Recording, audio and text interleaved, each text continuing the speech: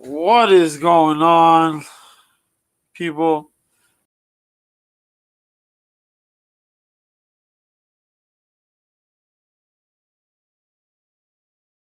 Today, Wednesday, January 17th. Uh, yeah, hope you're all right. I'm doing good. This came from the return week. Well, the return of UFC. We also had the return of one.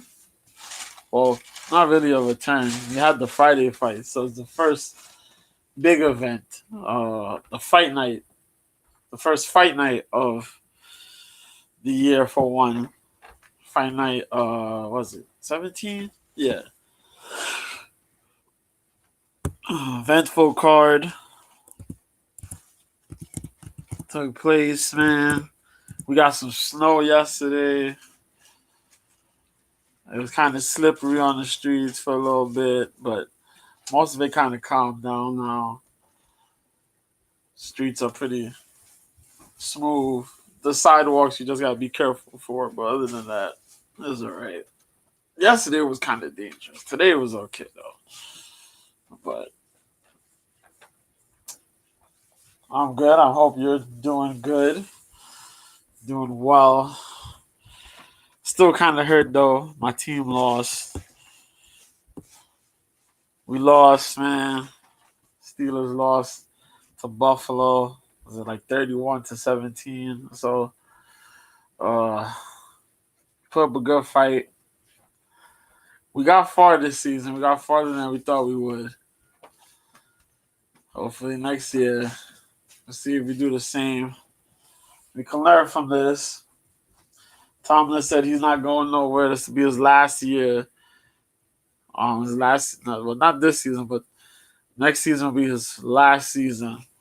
Then they see if they, renegotiate, get him back on or whatnot. But, he hasn't lost another winning season. We can learn. But, Dallas, man. Dallas has been the talk. Dallas got annihilated by Green Bay. That was ugly. The Dolphins got beat by Kansas City. Philadelphia lost to Tampa Bay. Cleveland loses to Houston. Yeah, man, the young quarterbacks and some of the guys we seem to have forgotten have managed to show up and do what they got to do. So, next weekend, this coming weekend, going to be some interesting games to watch. So, that's last weekend.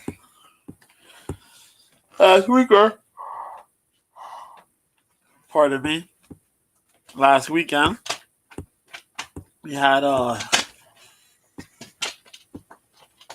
we walked into some good stuff, man. It was one fight night 18. My fault. I said 17. Ooh, I'm off. We had one fight night 18.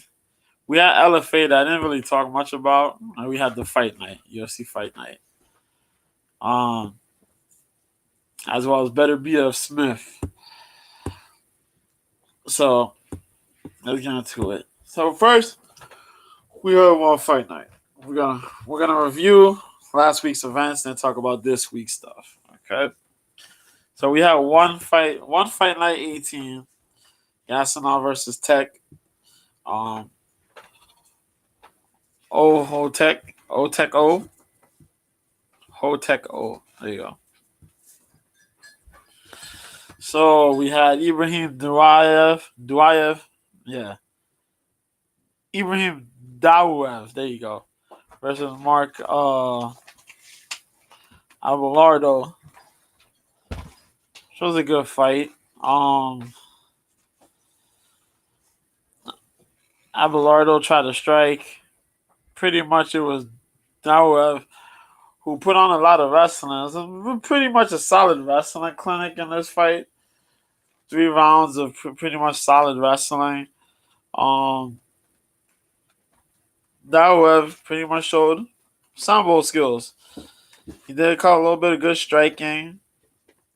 Abelardo tried to strike, tried to get majority of his striking, but just couldn't seem to not be able to stop the takedown.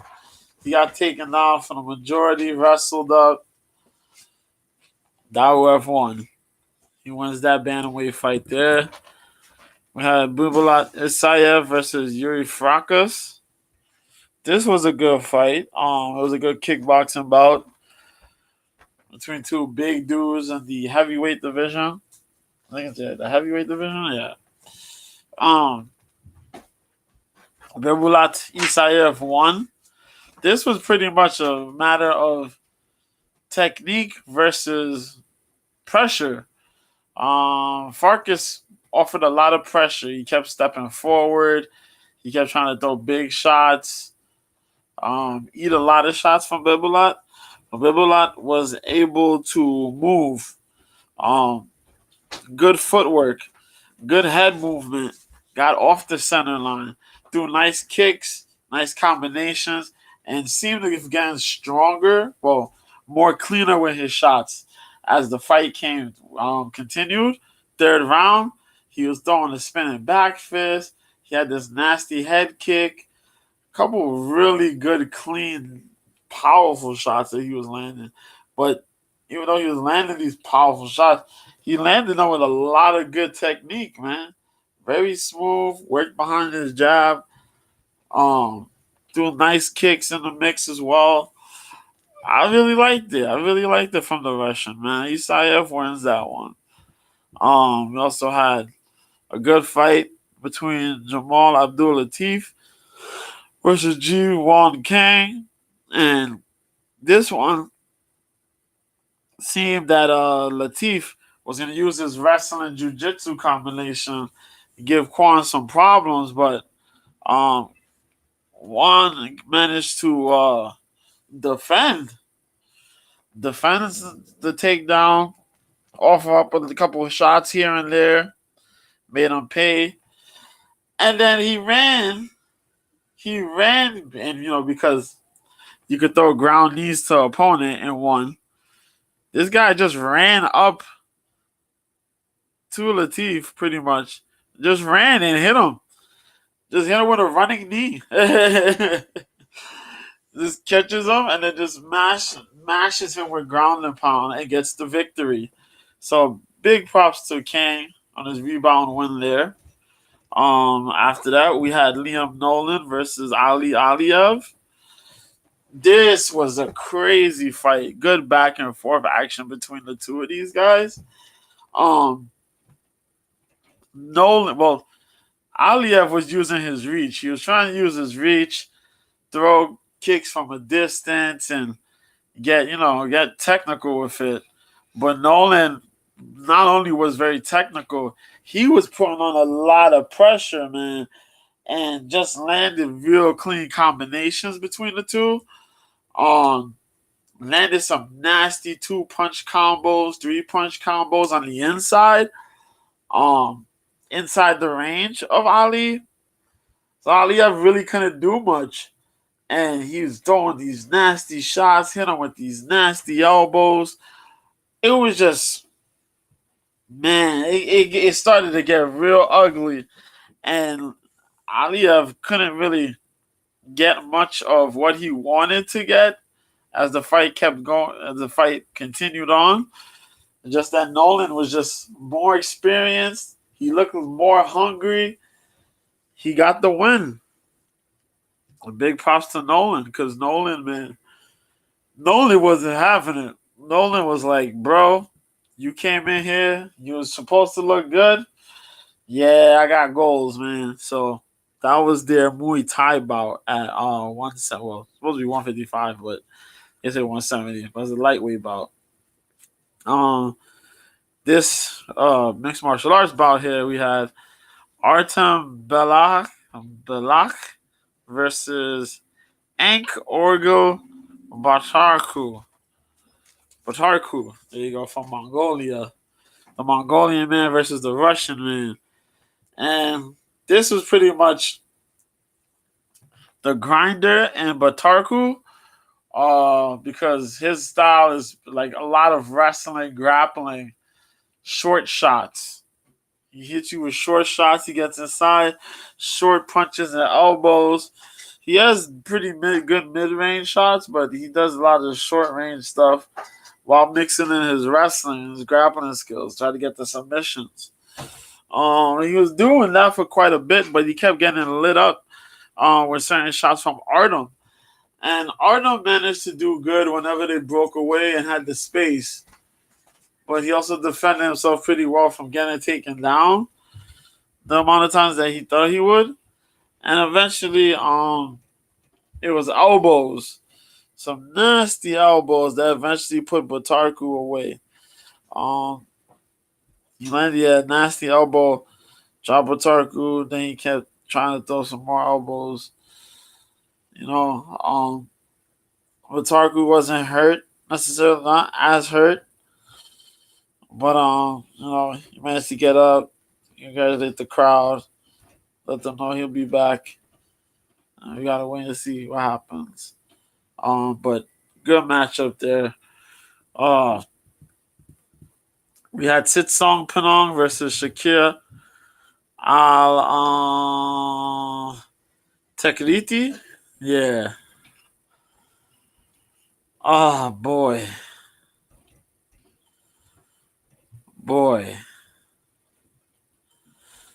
This one was nasty, man. Shit, I don't even know how to. This one was nasty, man. All I can say is that, you come out and you're gonna fight, be prepared. Shakir looked like he was ready. He was not quite as ready as we thought he was, man. Sitsong Pinong went out there, put heavy pressure from the start, kept it going. Shakir didn't really look as comfortable on the feet. This is a Muay Thai bout, of course, at 155. Sitsong Pinong kept putting some pressure, typical Thai fashion. Put a lot of pressure, threw some nice strikes, nice elbows and knees in the mix when they got close. Eventually, there was a straight left hand that was thrown in the second round. Sitsong Pinong took the first round. The second round came, and he just continued from where he left off, landed some good shots. Then said, "Yo, bro, we got things to do and people to see." So a nasty straight left hand came, and then all of a sudden, here comes this big tomahawk of an elbow. Just puts this dude down and out, man. So Sitsong Pinong wins that one over Al Tekriti. Good fight though. Then we had Won Il Kwon, the South Korean, if I remember, versus this dude. Hold on, I'm gonna Zoltsetsig. Shinichagta Zoltsetsig, the Mongolian. Both of these dudes look like they were freaking anime characters. But these dudes got it on, man.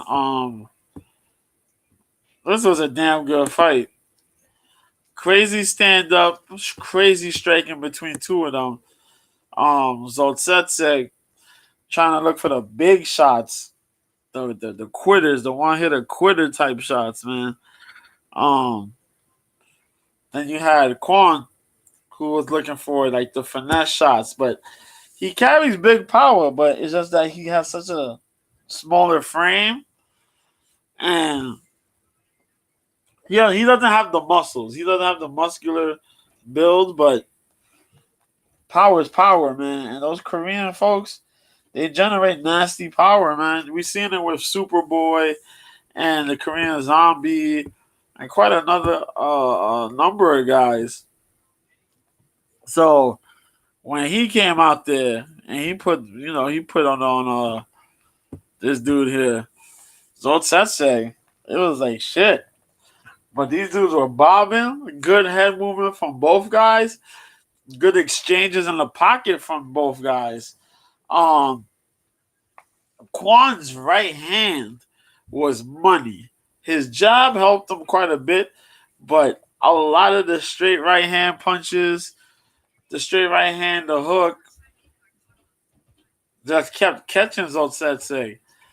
So much so, they started trying to wrestle, and Kwan managed to get a takedown.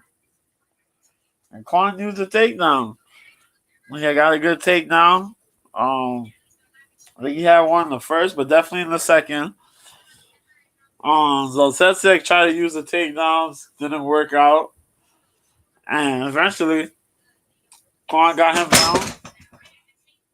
And Kwan ended up catching him with some ground and pound. I think it was the elbows that came in. And then he threw more shots. And then that was it. So he took this dude Zoltsetsek out. TKO stoppage. Go win by 1-0, Kwan. Now he wants to get a bunch of other fights, you know what I mean? And I didn't know he talked pretty good English. But he was trash talking, but still pretty good English. I like to see that in some of these fighters, man. Cause it gets them far, breaking barriers. So we had the co-main event, which was Suablak. Suablak fought this dude by the name of Stefan Karodi. This fight, I'm shocked that it went all 3 rounds. I'm shocked that it went all 3 rounds because, boy, oh boy, it was Suablak got a knockdown, boom, on Karodi. Karodi said, "Cool, I see that, and I'll raise you one." Karodi gets a knockdown, boom. The round ends. They go to the second round. Suablak comes out. Suablak gets back-to-back takedowns. Knockdowns. You're like, oh shit. The one of them was off an elbow. One of them was off I think it was a knee, and one was off an elbow. There was both of the ones before that were off of punches. So I was like, yo, if this dude Karodi gets dropped one more time, he's done. Not only did he not get dropped, this dude took some shots from Suablak, man. God damn. That shit was crazy. I'm looking like, yo, this is definitely going to be fight of the night. This got to be fight of the night. Ain't no way this ain't fight of the night.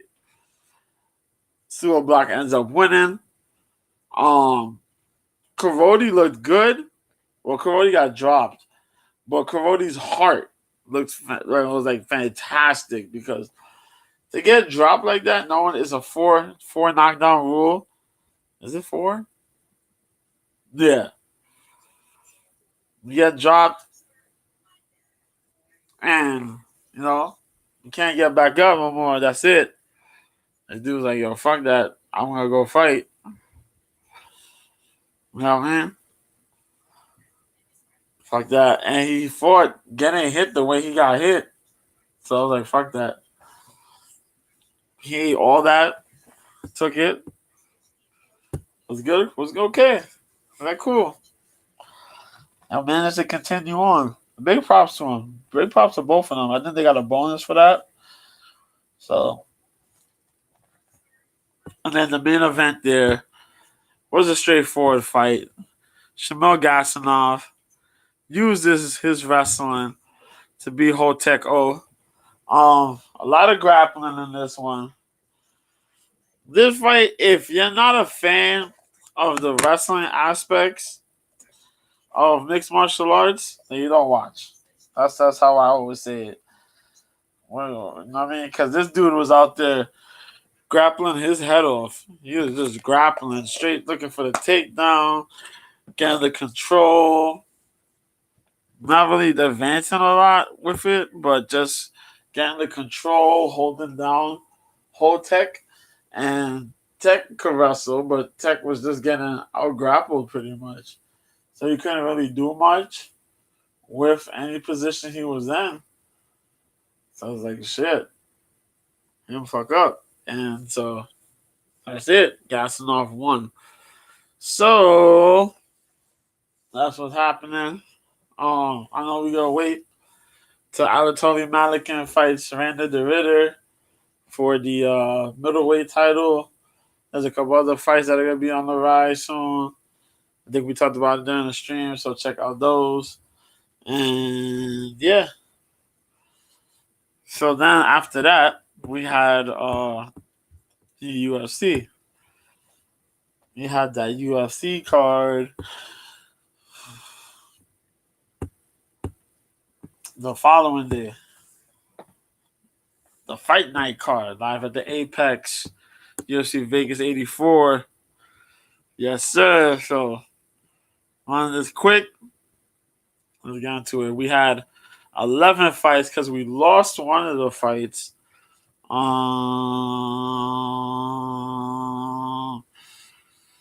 What fight we lost?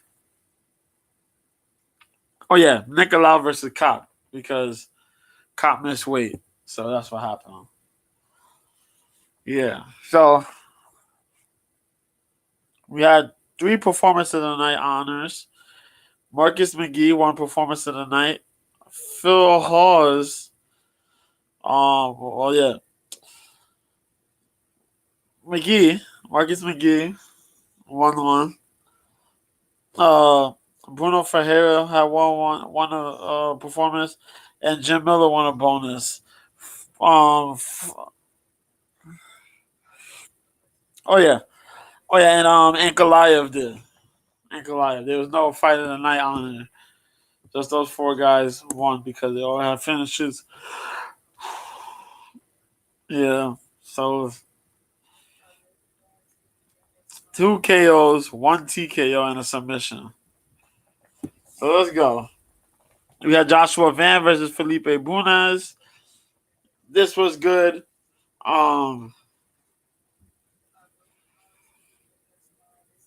Joshua did his damn thing.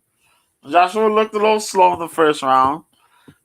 Philippe managed to do good.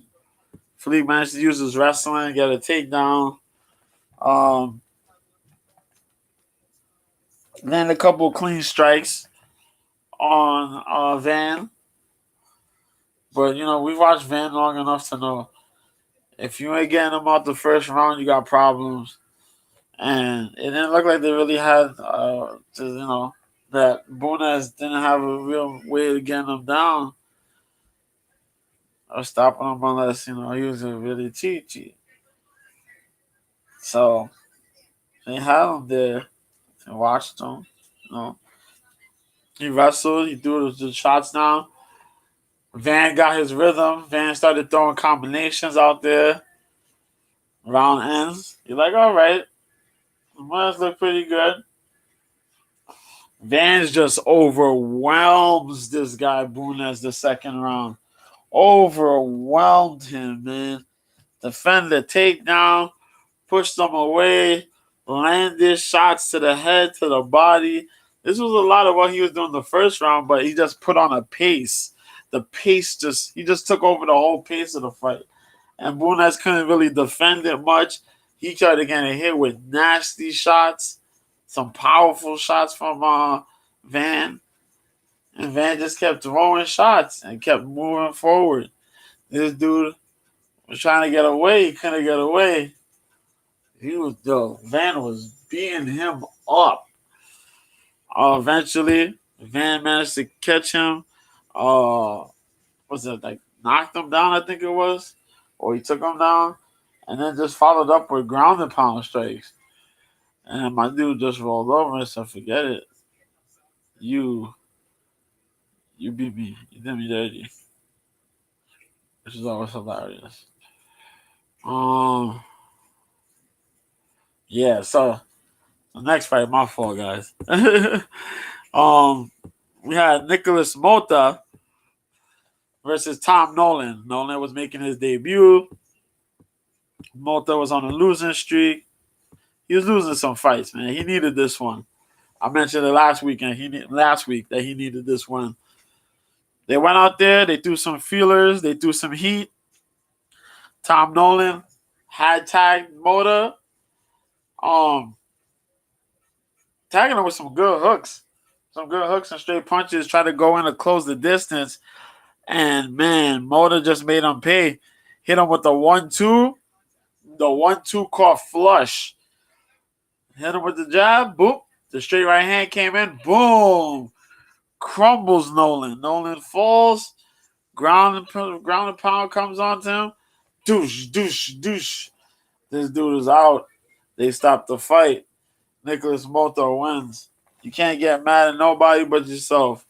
Nolan, for as big as he is, man, as tall as he is for the division, this dude is like 6'1" or so.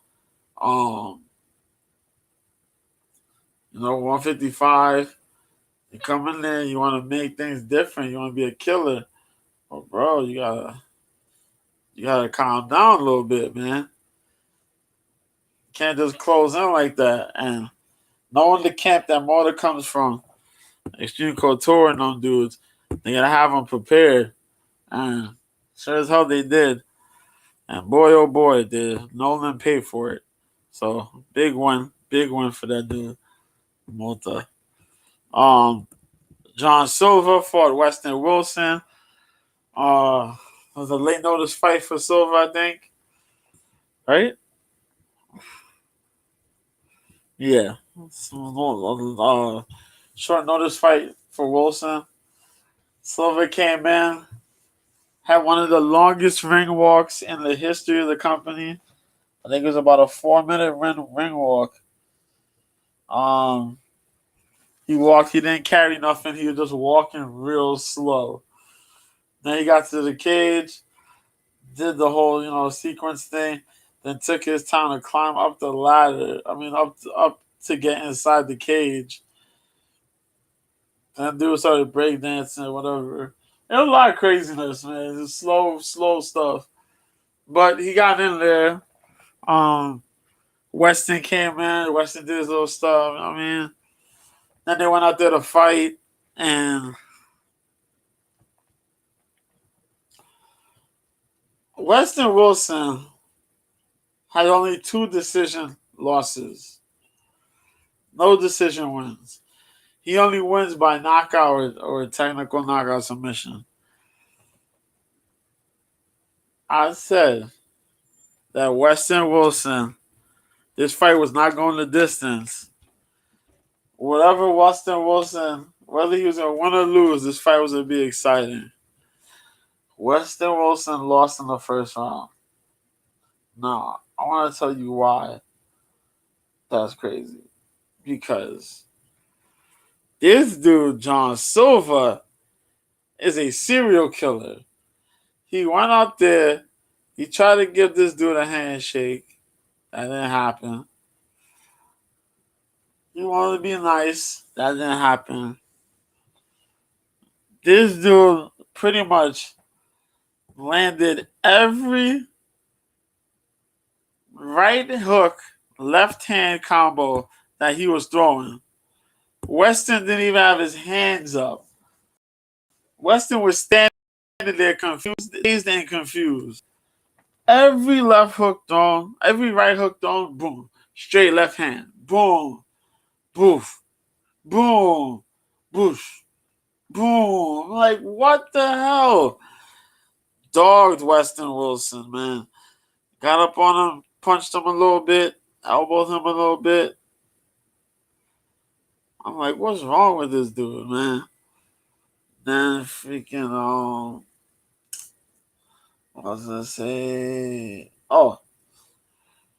What was I going to say? Oh, yeah. Then he started throwing the kicks. Got inside and beat up Weston. There's a couple of little throws here and there. Eventually, he just said, yo, fuck this. And just hit him with some more shots. Weston started getting hit so bad, Weston couldn't even keep balance. Weston looked like one of those inflatable tube people, the way he was getting hit. And then that was it, man. Weston Wilson takes another loss. John Silva. Boy, oh boy. Mr. Arf. He thought he was DMX. He was tripping. Next fight for Rid Basharat from my dude Taylor Lapilis. Good fight, but I really thought this was gonna change something. Um, but it didn't. Um, I took tips Taylor Lapilis here. Oh man, Farid Basharat is really the truth, man. Um, Lapilis did defend takedowns. Farid threw the takedowns in the first round. There was a lot of takedown attempts going on, and Taylor managed to move well. Defended the takedowns. However, eventually, as the fight continued, he got taken down. Now, Lapilis defended quite a number of takedowns early, as I mentioned. He started working. He started throwing his jab out there, low leg kicks. Farid threw the jab, low leg kicks, middle distance kicks. You know what I mean? Couple random kicks, axe kicks, and whatnot. He had a kick array, you know? He's a kickboxer. But they also have that grappling, that wrestling because of Extreme Couture. They're also out of Extreme Couture, just like Nicholas Malta. So they got the grappling. Eventually, second round comes. Farid manages to get a takedown. And we got to give major props to Lapilis because Lapilis managed to defend quite a number of takedowns, keep his balance, and if he ended up getting taken down, he would get back up. But just as the fight continued, Basharat continued to put this crazy level of pressure on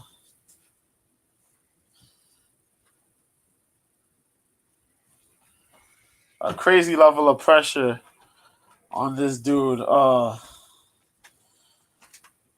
Basharat continued to put a crazy level of pressure on Lapilis. So Lapilis was just like, geez, what am I going to do? Lapilis got taken down. He's like, God damn. Lapilis tries to get back up. He gets taken down. Like, shit. Trying to get back up. Taken down. It kind of sucked. But that's what just kept happening.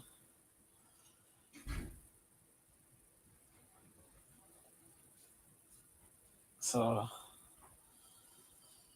can't really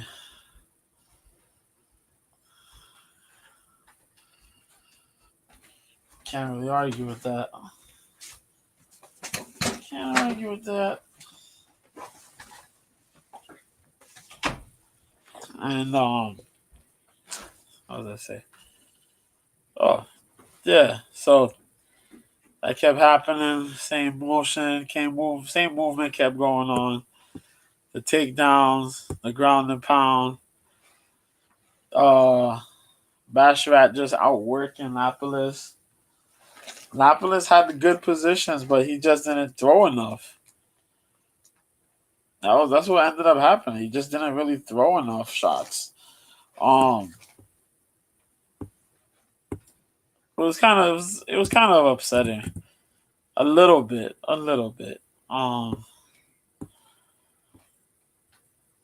When you kind of think about it, because as I mentioned, I like Lapilis.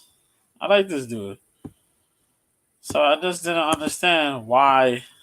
Yeah, it has to take a route where it didn't go by the toe. Yeah, they didn't go by the toe. I was going to charge you extra for the toe. She thinks that she was going to the eye doctor, so she made a mistake.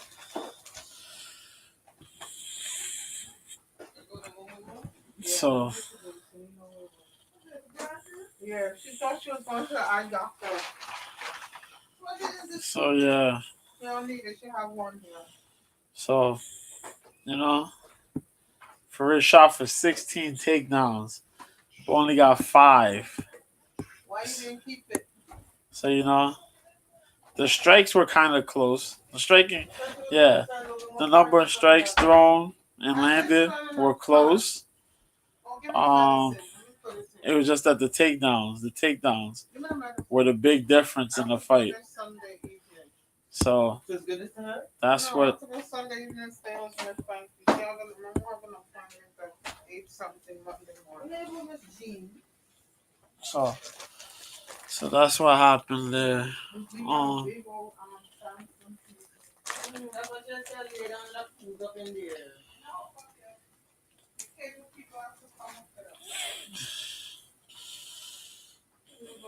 so,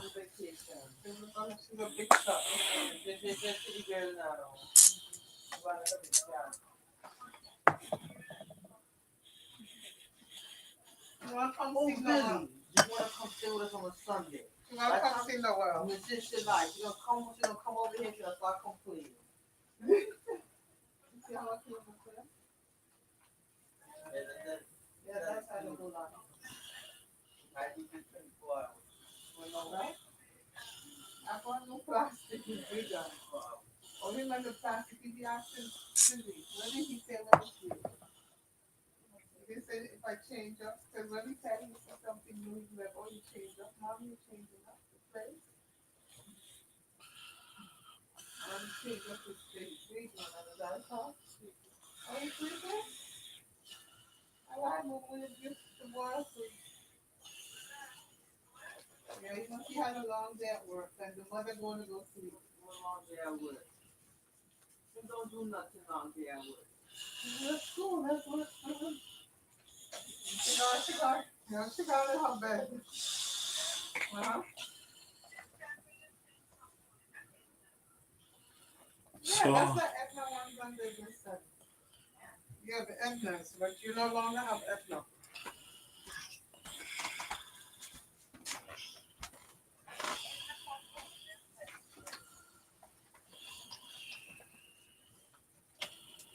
Then you want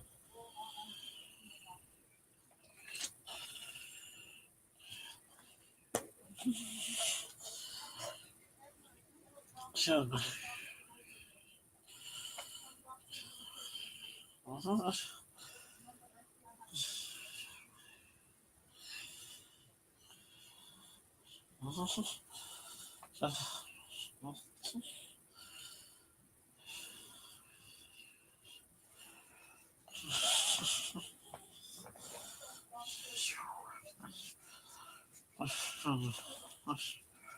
And you're entire family.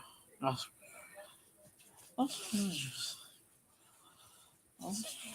tough.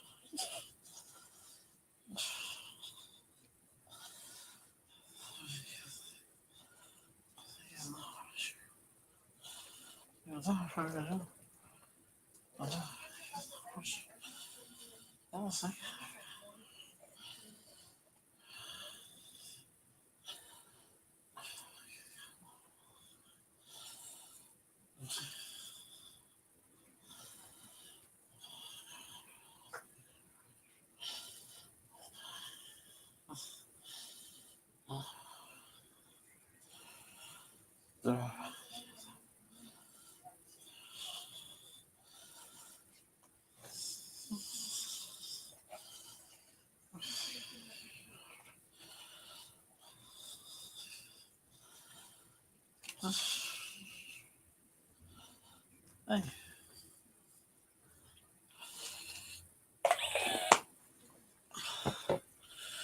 Sorry, I was doing something here. My bad, guys.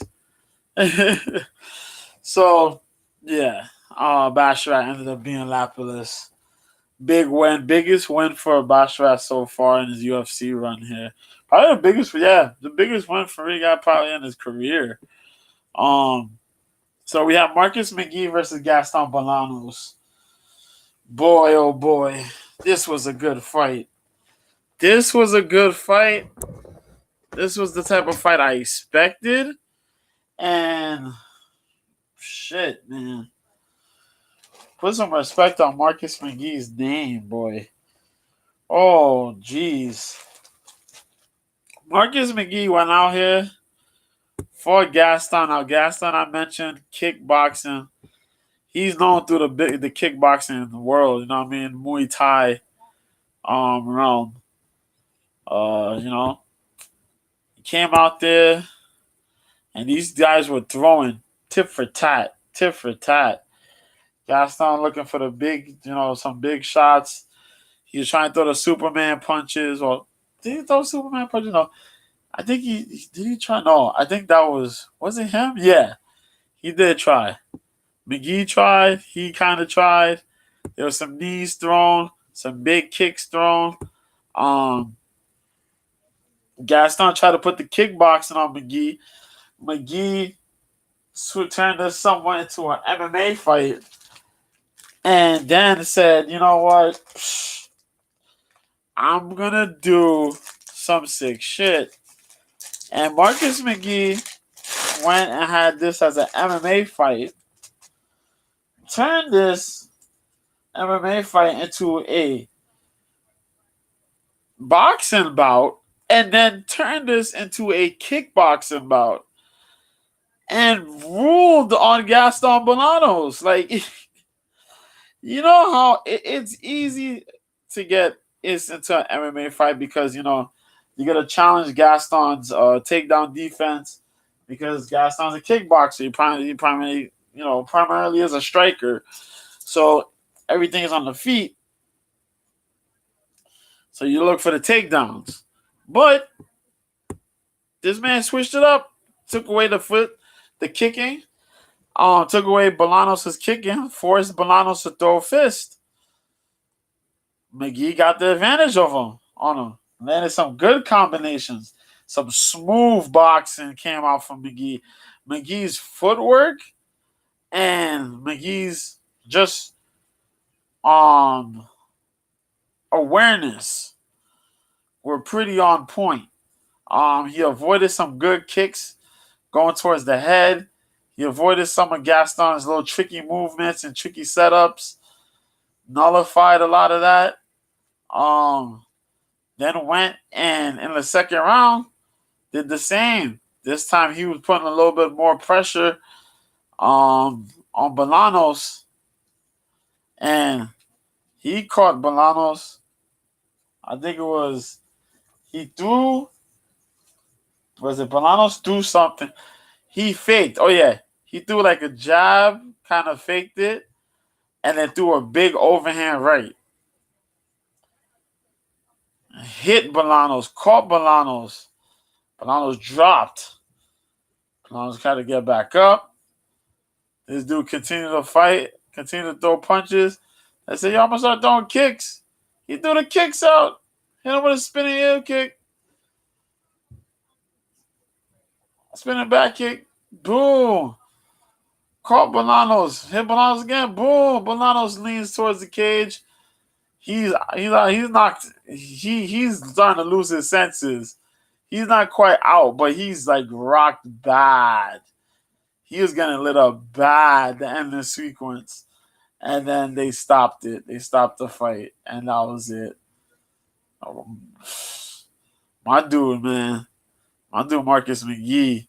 This guy, man, super humble, super calm, casual, man. To believe this dude came in on a short notice and you on this streak now, this win streak right now. Pretty good shit, man. Pretty good shit. Let me go back real quick so you can see this. Yeah, man, because 68 to 28 in significant strikes, 74 to 28 total strikes landed, 74 of 132 to 28 of 82. He only needed one takedown to land. And boy, Gaston got lit. But first round, from the first round, this dude got lit up. Gaston got lit up by the feet. And not even the kicks. No kicking. It was the punches. It was just the boxing. Like, this dude's boxing was just so smooth. He managed to, bob. Bob hit a little bit. Hit a couple little, get some little bobbing and some weaving action.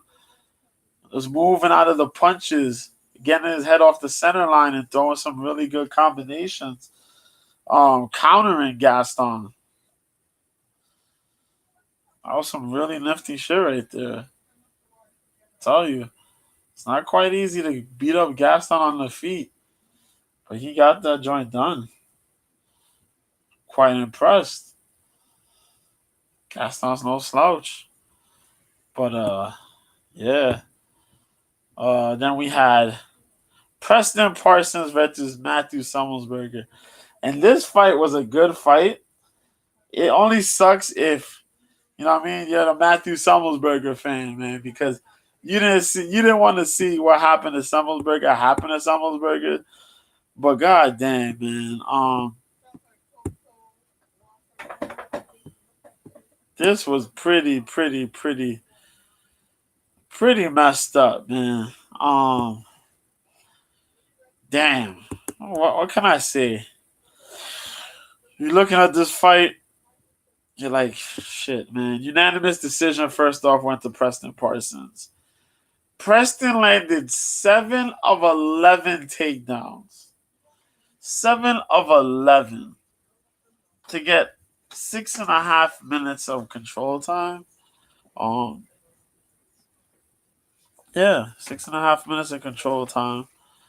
You have money left, huh? Let me see if I can. No, you have $14. Yeah.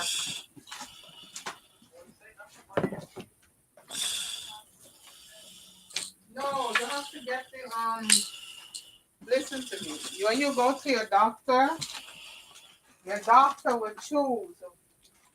Don't I send you the yeah, but they get an appointment for the clinic.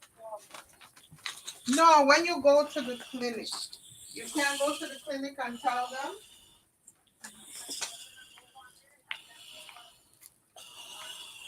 Yeah, and tell them your insurance pays.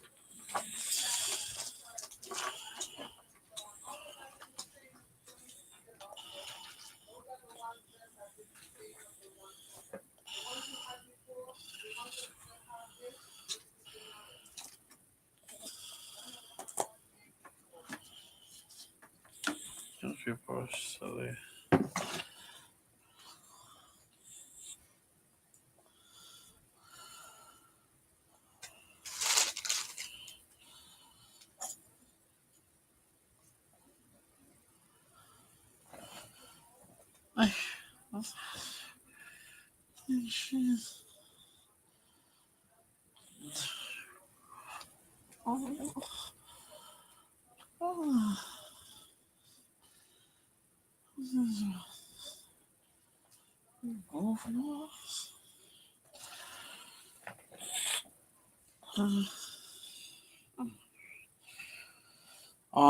Okay, my fault.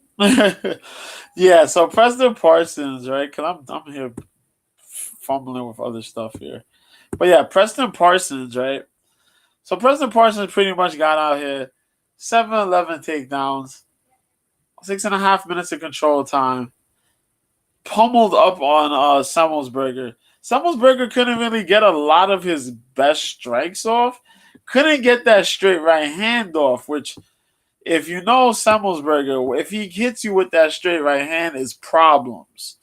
Um, but that was the big issue here, man. Um, Preston Parsons, yo, he landed a bunch of yeah, he landed a bunch of leg strikes. He landed damn near all his leg kicks. 13 or 14 leg kicks.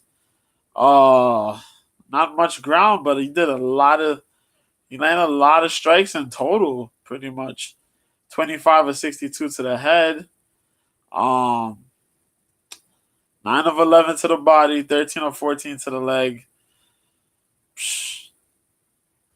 You know, the clinch strikes 11 to 13, 11 to 15 ground strikes. You can't really complain with that, you know. Um 47 to 87 significant strikes. Semmelsberger's 28 to 69.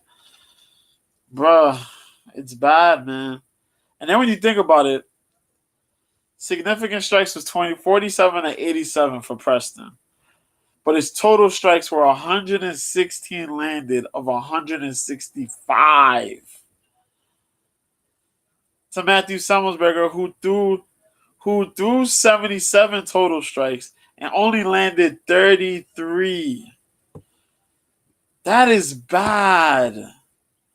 For a dude who manages to get a knockdown at least in the majority of his fights, that is bad, man.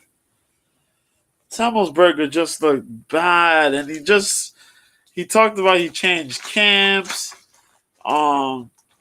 This is the best he's felt in a long time, the best he's looked, and then you go out there and you get handled like that, boy. That's demoralizing, man. That's demoralizing. But I hope that my dude could get back in the gym, train, camp, and see what he does in the next one. Because to go from the types of wins he's had to just magically fall and be like, yo, I'm in a losing streak, man. Like, yo, this shit is whack. This shit really is whack. Right now, yeah, he's on a 3-fight losing streak. My man's literally 1-4 in his last 5. Beating Jake Matthews, that's his last win. He lost to Jeremiah Wells by split decision. Medic stopped him. Medic came from lightweight up to welterweight and stopped him. And then this Preston Parsons win, man. Oh, this Preston Parsons loss. It's rough, man. It's rough. So now we had the main card. Waldo Cortez Acosta versus Andre Arlovsky. Could this have been more action-packed? Yeah. Did Arlovsky look a little iffy? Might have. The end of the day, though, it was a good performance by Waldo Acosta. Acosta does get the win by unanimous decision. I'm not mad at it. I can't fault him for it. He did a little bit of move, he did some taunting, in the middle of the fight. Could have used that to try to throw some more punches. To try to take Arlovsky's head off, get a strong finish. But, he didn't do that. Can't get mad at that. It is what it is. All I could do is look and say, Arlovsky, man. Damn.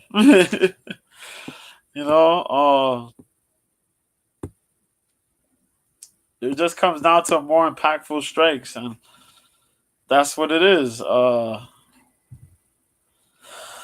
Acosta landed the stronger strikes. Even though the percentages are higher, Andre landed more. He landed more. The percentages were higher. It's just that Acosta landed the stronger strikes, the heavier strikes of the two.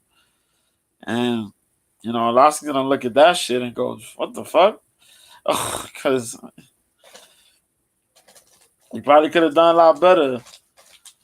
Reactions, So, that's all I can say about that. Because Arlovsky should have won. He should have won. But just didn't do enough. At least, I think Arlovsky probably should have won it, but that's me. I picked Arlovsky to win that fight, because I thought he was gonna win that fight, but he didn't. Phil Hawes died. I'm sorry to say it like that, but Phil Hawes died, yeah. If you watch that one, 19-13 as far as significant strikes go. Oh, my God. So it's Bruno threw 24 of 49 total strikes. Phil Hawes threw 13 of 28. And it took one clean knockdown.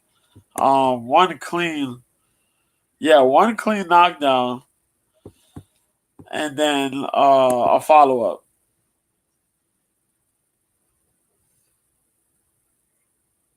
It was a actual, somebody said a flying knee and punches, but it was actually a punch. He went for a flying knee attempt. He threw the left hand. The left hand skidded off of Phil Hawes' head. Phil Hawes got dropped and then annihilated, crushed by the freaking ground and pound. Not even a hammer fist. Just a hammer fist. This dude dropped the hammer fist, boom, boom. And then that was it. Phil Hawes was in space. When Phil Hawes came to, this man literally put his hands on his head and started bawling, man. Just was crying. Sad. But Hawes did not look great out there, man. Like, he looked like he was ready, but he fought so cautious. Which is, for a dude that, you had the last couple losses, you don't want to make mistakes. I get that. But it's like, shit, man. You got to go out there, and it's like, damned if you do, damned if you don't. And damn, he didn't. And damn, he got annihilated. But in all fairness, man, Phil Hawes, just looking at just like shit, man. Like shit, you know. I just wish Phil could do, better. Whether it's this fight, next fight, whatever fight he gets into. But Bruno Ferreira, man, you can't play slouch potato with that dude. Not couch potato, slouch potato. You had to wrestle this guy. Things weren't gonna get done if you were just gonna stand and try to strike with them, You needed more takedown attempts.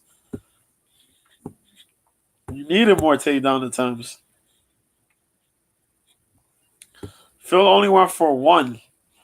He didn't even get that one. Bruno got a takedown on him off a judo throw. That shit was crazy. It wasn't even like it was just crazy. Like, he had the double unders or something like that. And like, he did this crazy dip down. So he did the dip and it looked like it would crush his head, but he managed to get Phil Hawes down with it.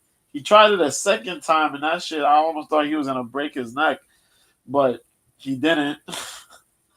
He was okay. But yeah, other than that, it was like, come on, man. Like, Phil should have looked a lot cleaner out there. They should have had Phil more prepared. I don't know, but it just sucks to know that a guy like Phil Hawes, man. And I thought, fuck me, man. I really thought Phil was gonna do well enough that he could get past this dude, fight a couple more guys.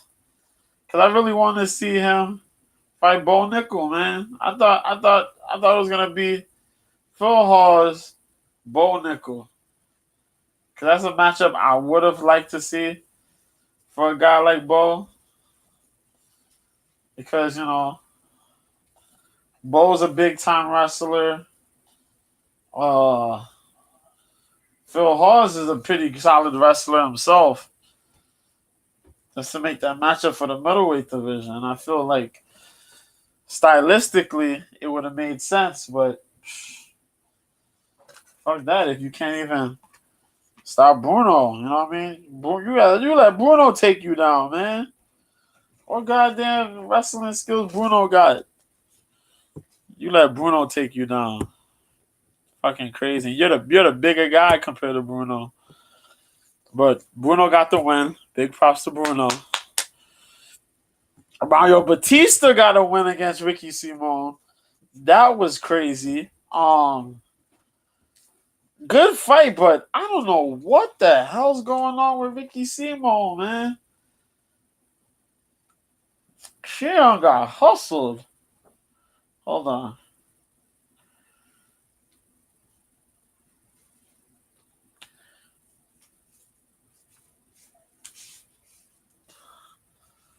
Is that a... No, never mind. I'll check. Yeah. Batista came in here on the outside looking in. Ricky Simon was ranked number 13, I think, in the bantamweight division. And this fight, good fight, entertaining fight, high-paced fight. I like those. But Simon Holmes, like, what's going on, Simon, man? Ricky did not look great.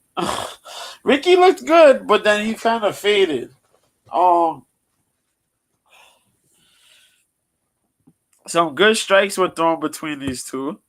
There was some good boxing, some good pocket type boxing going on. Takedown attempts were pretty solid between these two as well.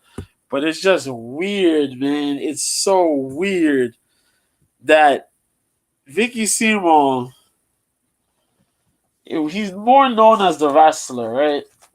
So he has to implement some wrestling in his game. I get that. Vicky only got 2 takedowns out of 13 takedown attempts. Out of 13, he only got 2 for 3 minutes of total control, right? So hear me out. You shooting for all those takedowns. What's up, Tony? What's happening, player? Appreciate you coming through, man. What's going on? So, like, this dude came in and he's shooting for takedowns repeatedly. Bro, you're in a 3-round fight. You know your opponent knows that you're going to shoot for takedowns.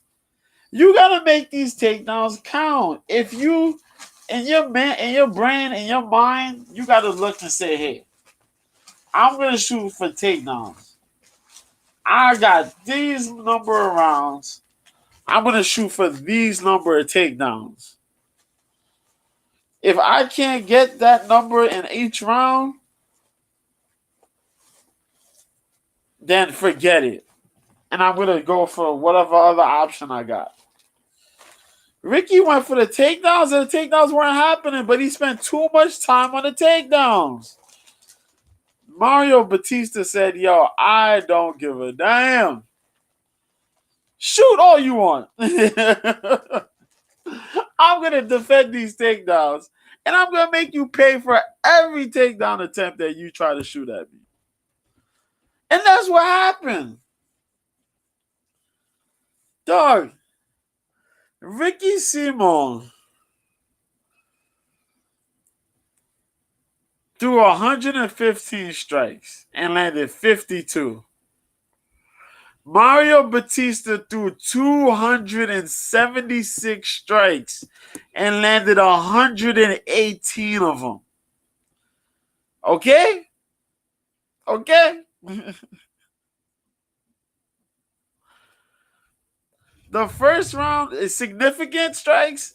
That means Ricky Simon threw 108 significant strikes. Those are like the important strikes, really. And landed 45 of them. Mario Batista threw 270 but landed 112. So it's 45 to 112. Mario Batista landed double and then some. But they had the same percentage of 41%. How bad does that mean this is? Round 1, Ricky landed 9. Mario landed 18. Round 2, Ricky landed 21. Mario landed 38. Round 3, Ricky landed 15. but Mario landed 56. 56. And you want to know how nasty this is? Let me explain this. 9 of 16 is what Ricky landed through in the first. 18 of 53 for Mario. The second, 21 of 48 for Ricky. 38 of 90 for Batista. For Mario. 15 of 44 for Ricky Simon. 56 of 127. What? What? That means this man threw so much strikes that your takedowns equated for nothing. You know how hard you gotta work in a fight for you to throw strikes so bad? So to throw so many strikes that do so much damage that your wrestling doesn't mean crap. Then to make things even worse, he hit you so much and defended so many of your takedowns that the ones you landed mean crap. Bro, Mario Batista, you a real one. You get my award. You get the clap.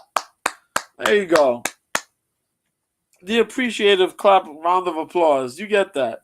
Because I don't know how in the world Ricky Simon managed to go out there and put on that clunker right there, bro. That is crazy. And it's like, bro, what?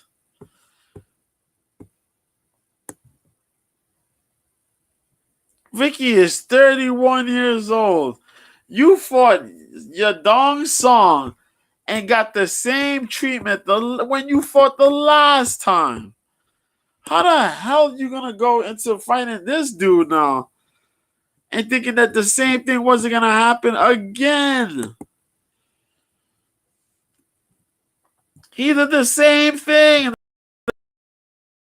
the last time he went. He attempted 9 takedowns in his last fight and only landed 2 of them for only 51 seconds of control time. Something's got to tell you something, man. You gotta eject those Cito, cuz when things like that are happening. How you just not gonna do that? Bro, I'm so sick. I'm so sick. I'm sick because I actually picked Ricky. I thought Ricky would come out with a smarter game plan. But nope. Mario outworked Ricky Simon because Mario put his time into defending and striking, where Ricky put his time into just getting the wrestling in attempts to slow down the fight. And what you were going to do after that, we don't know. Ricky, you got to evolve with the sport, my man. You got to evolve with the sport, or the sport just going to pass you by, brother. You're 31. You're in your prime, man. You're in your prime. Golly, man.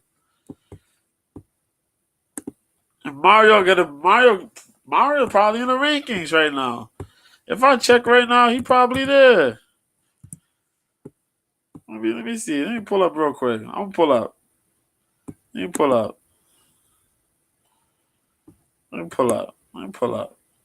Pull up. I'm ready to pull up.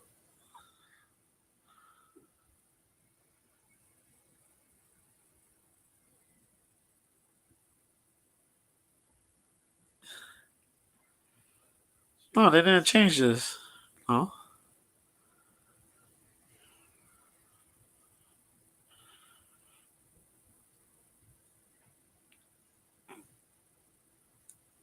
No, they haven't changed this yet.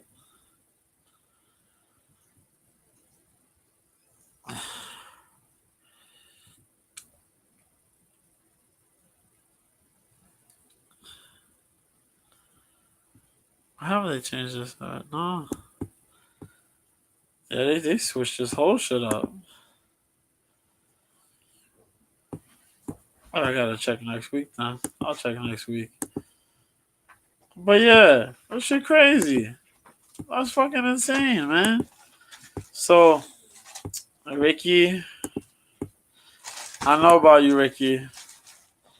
But I know Jim Miller, you came through, bro. Jim Miller, OG Jim Miller, 40-year-old Jim Miller, got his win against Gabriel Benitez on Saturday, man.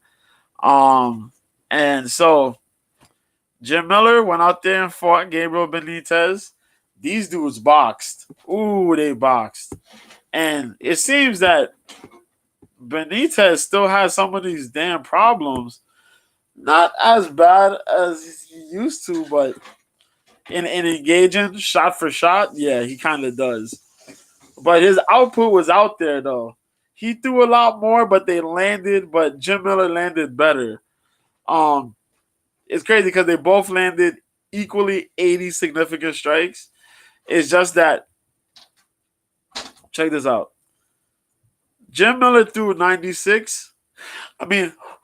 Jim Miller landed 957 total strikes.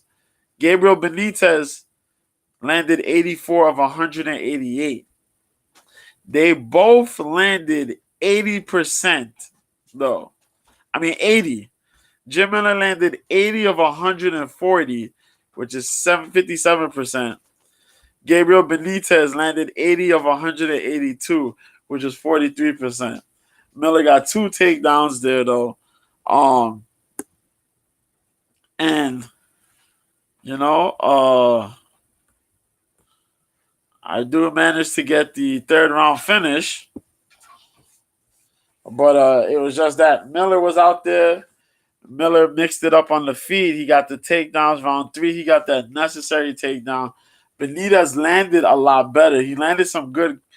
He started landing his combinations a lot better, a lot more fluid going into that 3rd round. It's just that Miller managed to get that takedown and to dig down deep to get the finish. And he managed to get the finish.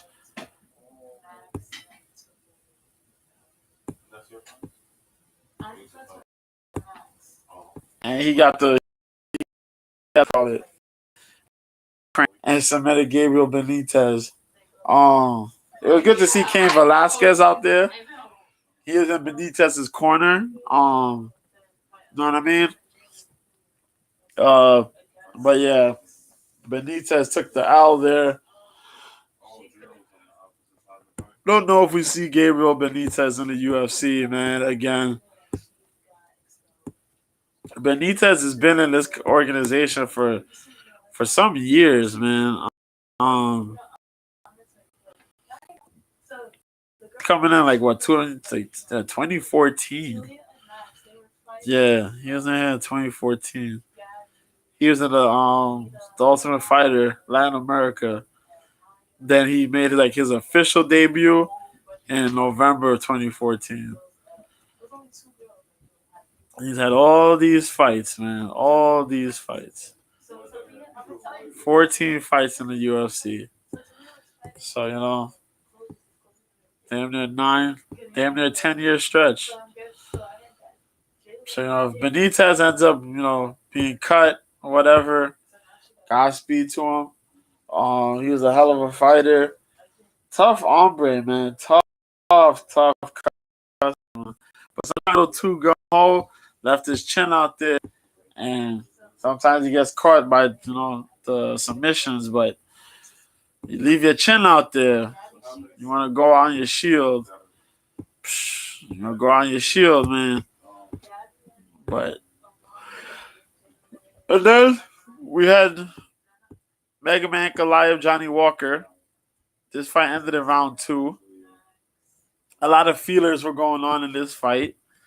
We talked about the knee that happened. But big props to this fight because this fight did not get a takedown. There was no takedown attempts. I think Magomed just want to go out there and say, I'm here for real. Y'all keep playing with me. And I'm here fucking up, but I got to do shit. So, all of Magomed Ankalaev's significant strikes were actually his total strikes. He threw 58 and landed 39. He threw 58 and landed 39 in both in total and significant strikes, which is rare. That's rare. Johnny Walker threw 26 to 73 total strikes. Threw and landed and threw. Johnny Walker landed 24 of 71 significant strikes.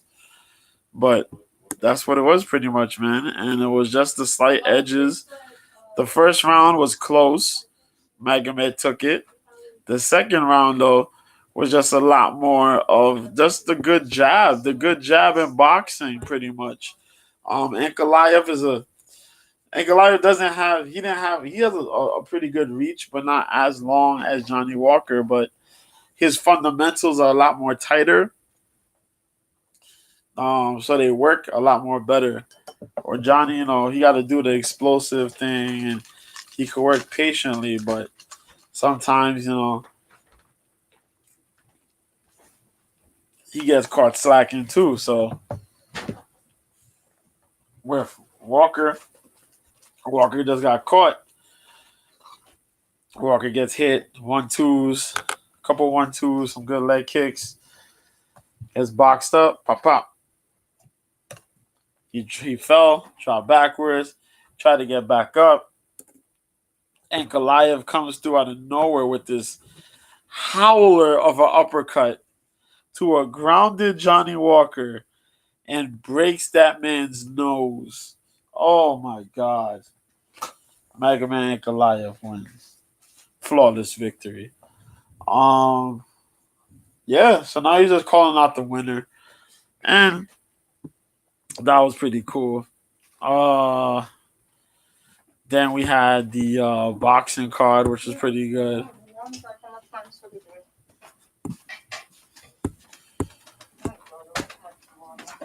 We had the better BF Smith card, which was weird because it started like about a half hour, 40 minutes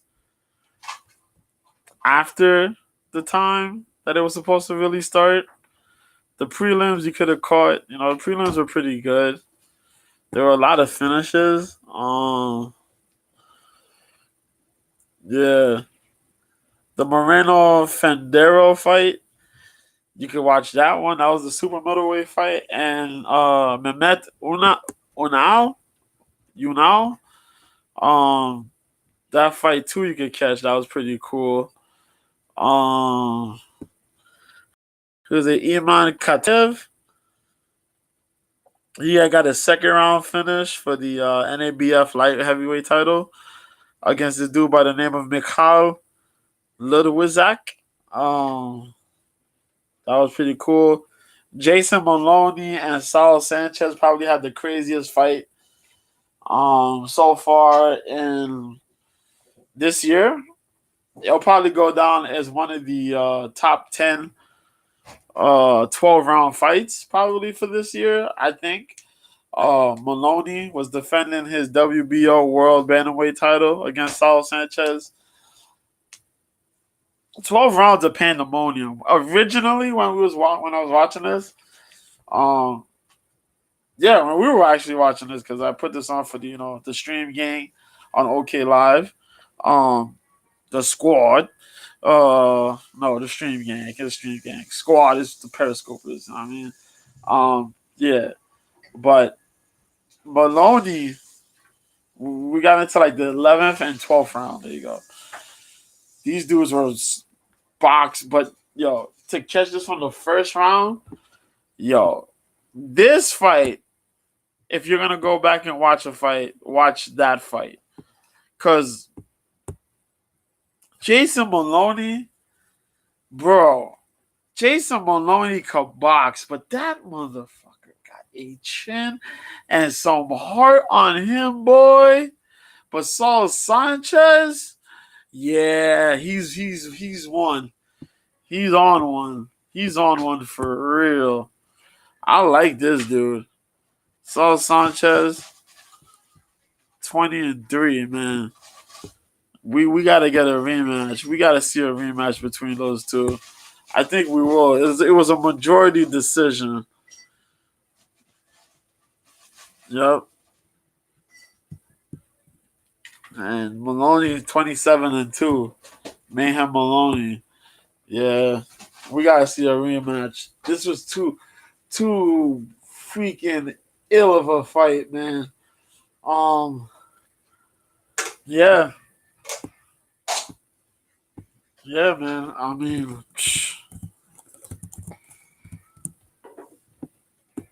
so sorry, let me just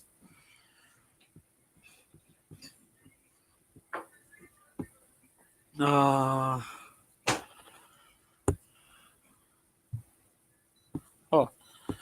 my fault. I could have went right here.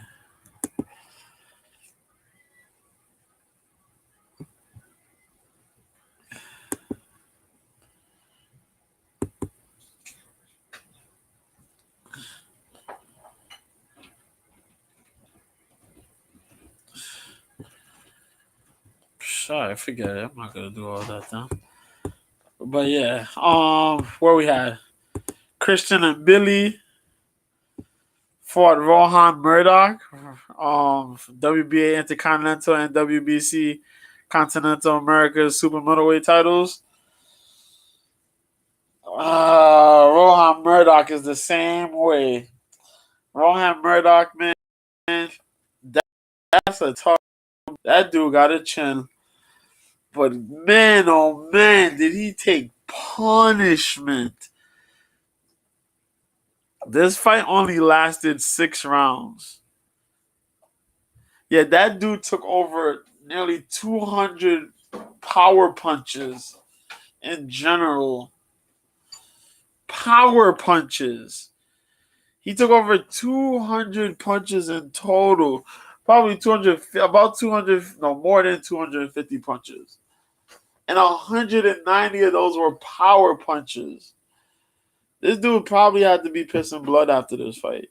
It was ugly. The Cameroonian Frenchman Christian and Billy is really out here in the super middleweight division. And he's looked good. Jesus, that was just a grisly fight, though. He didn't give this guy much room. He stayed on him, head to chest, just blasting away with these hooks. Oh my God. Like, Murdoch landed some nasty shots himself, but as the fight continued from the first round going down, you could see the difference. Like, and Billy got hit a couple times. He took 2 steps back, 2 steps back, got right back in his face. Murdoch was trying to get space. Murdoch keeps getting his body hit. The 4th round, was it? Yeah, 4th round. These dudes, cornermen, trainers, had his towel. They were going to throw in the towel. But because he looked good, they said, no, we're going to keep him in there. He stayed in there. He got hit up again. Tried again.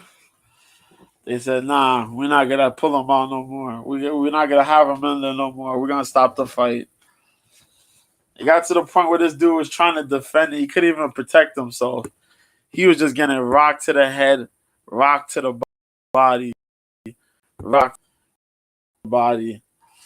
It was just nastiness from him and Billy. And Billy could have played the technical game, and Billy just wanted to get this dude the hell out of here. He wanted to make a statement, man. He wants Canelo. He wants Canelo next. He's there now. He's there in 2 divisions. The WBA and the WBC. He's in 2 divisions now. And his goal is to face Canelo. Will he do it? We got to see. But then we had the main event. for those unified titles, WBC, IBF, and Arthur Beterbiev fought Callum Smith. And poor Callum didn't have a shot, man. Damn. That's all I can say. Just damn. Because Arthur's a beast. Arthur is a beast. Callum went out there. Callum thought he was going to be able to box this man. Callum thought he was going to try to finesse this dude. He thought he was going to get the lineups, they needed to probably counter punch with this guy or something. Nope. Whatever we expected to see Callum Smith do to make this an exciting fight, it was exciting, but not because of what Callum did. It was because of everything Artem did to nullify what Callum was trying to set up Callum for the right hand. The way he set up Callum for the combinations. The way he cut the ring off on Callum. The constant pressure. The knockdowns.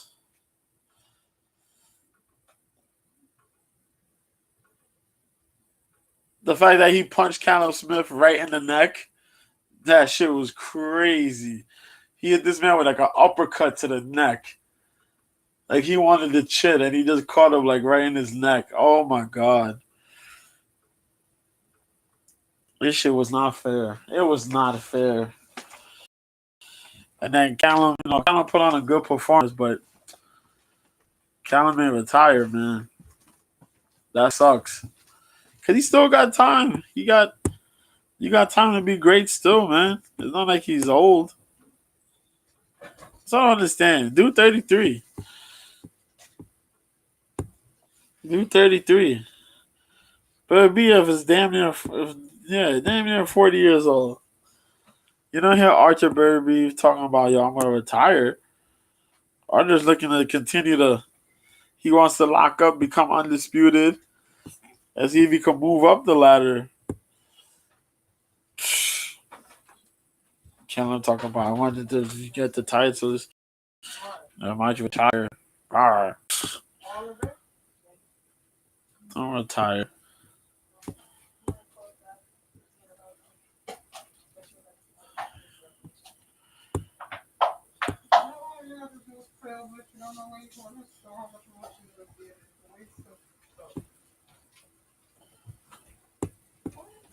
When you go to certain stores, you don't know what called up for what.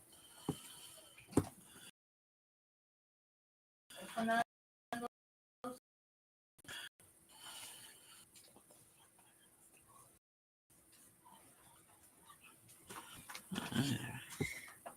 So that's what happened, man. That's what happened for the week. For last weekend. So first, alright. Let me try to pull this up here.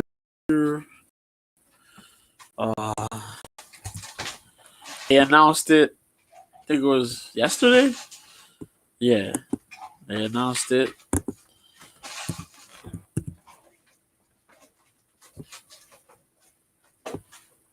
The PFL event for the 24th, February 24th, so next month.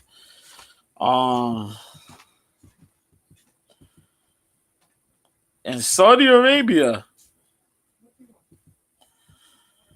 PFL versus Bellator Champs was announced. So, yeah, I'm hyped. Yeah, man. The Professional Fighters League, PFL, going to compete with Bellator. This is the official card. They released it. Saudi Arabia, though, man, that's crazy. So we got regional guys. That'll be the debut. Saudi Arabian fighters will be fighting on this card, which is pretty cool. We got two of them. that'll be making their debuts. Malik, my fault. A dude by the name of Malik Basahel, who's 14-2-1, will be fighting a young cat by the name of Vinicius Pereira. That's a flyweight. It'll be an amateur flyweight, about 3 rounds. Um, we're also gonna have Abdullah Al Katani, but this is not a newbie really. Abdullah fought before. He fought on one of the thing cards beforehand, if I remember correctly. Yeah. He competed twice actually. Yeah, he competed. Yeah, last year. He got 2 fights, really two good wins actually. He had a finish in the first one, and then he had a good showing in the second. The dude, if I remember correctly, is a boxing champ. I think he's like a boxing champ or some form of yeah. I think he's a boxing or a wrestling champion, some one of the two. But his striking is clean, boy. Yeah, Katani's boxing is pretty freaking clean. He's gonna be fighting a dude by the name of what? Rao Edu Kondala, Edu Kondala, Edu Kondala Rao. Sure, he look like a damn video game character. Nicknamed the Badger. Okay. Edu Kondala Rao. All right, who's 4-1? We also have. Let's move up the ladder.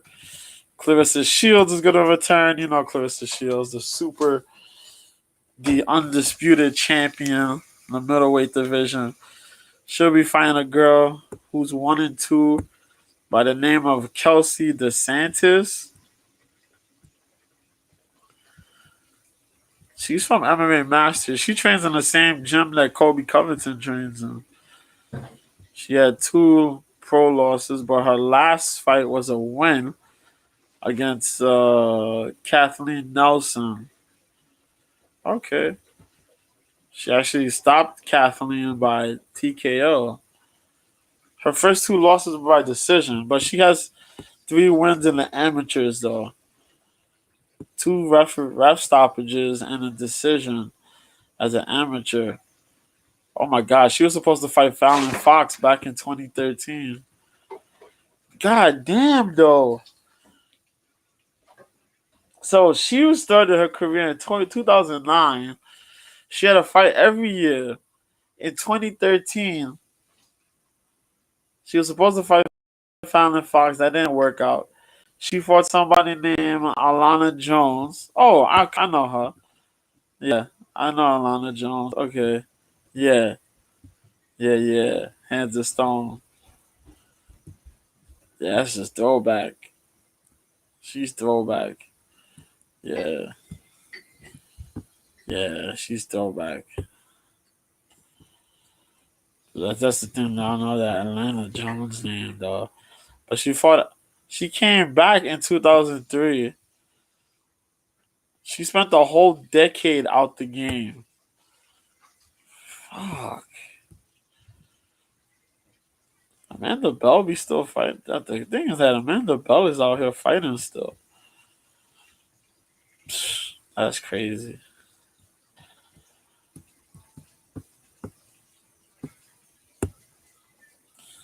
But yeah, she fought Kathleen Nelson. She's 35 now. That's crazy. I don't know. I can't do that. It can't be me. If I'm retired, I'm retired, man. Shit. I know somebody's probably like, you talking bullshit, cuz? Like, nah, man. If I'm retired, I'm retired. Like, if I take 10 years out of a sport to come back to it, nah, man, I'm done. I'm done. But yeah. We got Gabriel Alves Braga, who was the finalist last season. for last season's featherweight tournament final. He lost to what's the young man's name? Pacheco. No. Oh God, what's his name? Pinedo. There you go. I was gonna say Pacheco. Pinedo. Yeah. So Braga, Gabriel Alves Braga, the dude who was practically undefeated, coming into PFL. Yeah, he's fighting Aaron Pico. So you already know the deal with Aaron Pico. Big time, was supposed to go, Olympic level wrestler. Decided to take up mixed martial arts. Lost his debut. Was going up and down the ladder. You know what I mean? Up and down the ladder. Picked up wins. Had losses. Picked up wins. Had losses. Then started catching his rhythm. Yeah. One hit a quitter power, but can also wrestle you out your shoes. Yeah, Aaron Pico. They're gonna fight. That's insane. Then you got Chris Morris, who will probably be making his pro debut on Bellator. As far as U.S. debut, actually, he's 11-2. Yeah, he'll actually be making. Yeah, he'll be making his actual U.S. debut. He's 11-2. 7 finishes, 4 decisions. He's been stopped by strikes once. That's where he has 1 loss by strikes, 1 loss by decision. And he'll be going up against the grandson of the Muhammad Ali there, Biagio Ali Walsh, Mr. I stand and bang and I deliver in all my fights. We seen what Biagio did his last fight. He beat up that poor nice young man that just wanted to go out there and do his thing. But super respectful dude, but went out there. Was definitely given those Key and Peele MMA the MMA skit vibes. When Key was playing that character, I was like, I love you, and my brother. Yeah, he gave those vibes. But yeah, Biagio, good striker, good power boxer, man. The guy, come on, he could box. Chris Morris, good offer some UK boxing. Could also offer up some takedowns and just see if he puts some submissions on him. This will probably be one of the more challenging fights for Ali Walsh here. Yeah, as far as a complete mixed martial artist go, this is probably the fight that Ali Walsh needs at this point in his career. Like, we need to make this guy a star, like a real star, like one of those guys. So let's put him in this fight. Yeah, this is that fight. I like this matchup because it's needed. As I mentioned, it is very needed. So let's get that shit. Who else we got?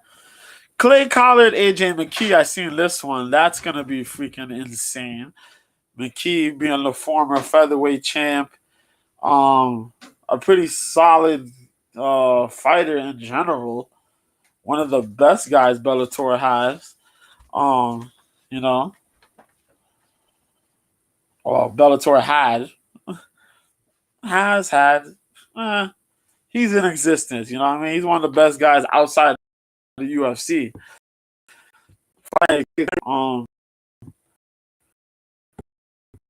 Clay Collard, I hope you got your wrestling shoes ready. Because this guy, Santos versus Yoelvo, but light heavyweight. The soldier of God returns. I hope he can get a win here, man. I don't want to see him get slept by Thiago. Again, I wonder where Thiago's mind. Well, a lot of the guys who are on this card surprisingly, I wonder where they're at mentally. Some of them, because Thiago Santos and the next guy I'm gonna mention, Bruno Capoloza, they both got pulled out of this. Got pulled out of last season for failed drug tests. So I wonder where their brains are at mentally here coming into these fights now. Santos, big light heavyweight, former title challenger, took John Jones to the limit. In the process, damn near lost both his knees. We'll see how he does, man. Big power, fast guy, explosive guy, but we don't know if he's really, really explosive back yet, so we'll see though. Bruno Capoloza fights Vadim Nemkov. Nemkov is moving up to heavyweight. This is the move that he said that he wanted to have. Just the crazy part about it is that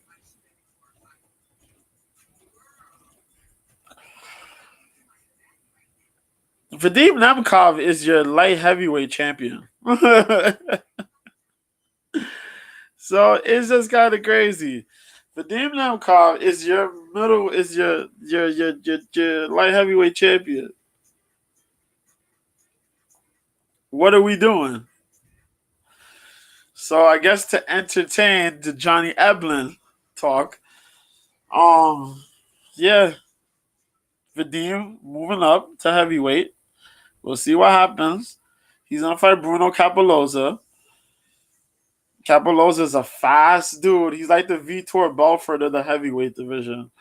He's a fast guy, explosive, powerful. Takedown defense is it's pretty there. But as I mentioned, he failed the drug test, so let's see what happens here. We got Magomed Karamov versus Jason Jackson.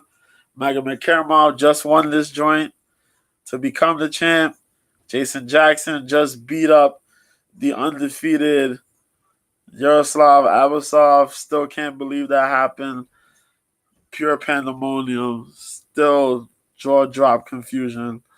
But it's happened. It happened. That's gonna be really good. Pitbull versus Pinedo. Pinedo, the dark horse who just walked in and stole the show for the whole PFL last season. Losing this first fight, but then coming back and beating Brendan Loughnane, beating Bubba Jenkins. Freaking walk into the, you know what I mean? You walk into the tournament to stop the favorites. And in the process, you knocked out two guys with one win. And then you avenged your debut loss because you lost to Braga by split decision. You came back and you stopped Braga. You stopped him by strikes. Bruh. Then you're going to have Kasanganai fighting Johnny Eblen, but for the PFL middleweight title. That's the crazy part now. Kasanganai is currently their light heavyweight champ. Why ain't Impa fighting Nemkov then? Crazy move. That's a crazy move by the PFL. That's a crazy move. But Renan Ferreira fights Ryan Bader. And I look to see how Ryan Bader deals with a guy that big in Renan Ferreira. Because, I seen Ryan beat Matt Mitrione. I seen Ryan Bader beat up, who is it? What's this dude's name, man? Yeah, he beat Congo. He beat Moldavsky. Yeah. That's the whole thing, though. Like,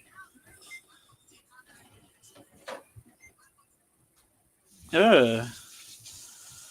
So it was like, that dude's some decision machine, though. But I look forward to it, man. That's gonna be a hell of a card, though. A hell of a card. And then we heard the two announcements for UFC 300.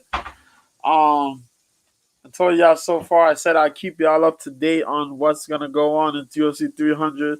So while we watching the card on Saturday, yeah, Jim Miller is gonna get his fight. Jim Miller is fighting on UFC 300 against Bobby Green. And what was announced yesterday as well is that there's gonna be a title fight, a BMF title fight between Justin Gaethje and Max Holloway. Now, I like Justin Gaethje. I like Max Holloway, but I hope they could grapple for all 5 rounds. I want like this could literally cause one of these dudes to retire. Seriously, it's gonna be power versus output, man. It's power versus volume. And let me tell you something. Dustin Poirier couldn't put away Max Holloway. Okay? And Max moved up. He's a natural featherweight. Up to lightweight. If Justin Gaethje goes out there, Justin Gaethje for sure is gonna try to put Max Holloway away. But if Max could go out there and win this fight, get a decisive win against Justin Gaethje, he's in God mode, bro. He might be. But then again, I don't want to see any one of these dudes fight this fight. But BMF Gold, man. You gotta sell the 300 fight, right? But yo, that's gonna be awesome. So let's get into it, man. We get some cards going down. Regionally, nothing really crazy is happening.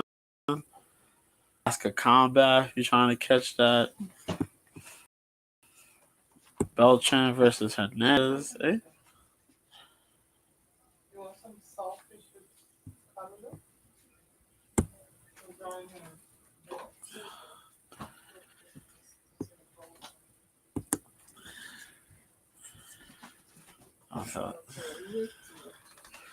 You got your fire favorite A1 Combat if you're trying to catch that. And then that's gonna be on yesterday, tomorrow. Is it tomorrow? Let me see. Oh no, Friday. If you got UFC Fight Pass, go check that out, man. Yep, check that out. Headlined by by a dude by the name of Terrence Saturn. One versus Miguel Sejan. The rest of this card looks pretty cool. You know, a couple of regional folks fighting. There's a ladies fight at women's featherweight.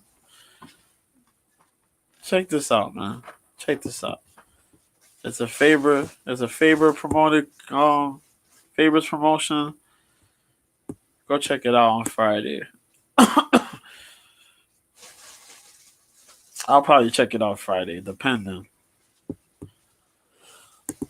Let's see, Octagon 54. That's on Friday too. That's at 6:00 in the morning. Ain't nobody got time for that. Uzbekistan versus Kazakhstan. Oh, nah, the 6 in the morning. You wildin'. 6 in the morning. Hell no, man. I can't. I could, but I ain't.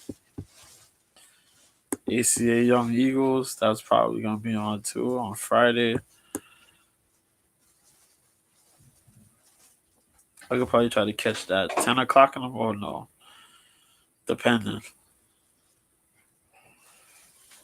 Young Russians on the card.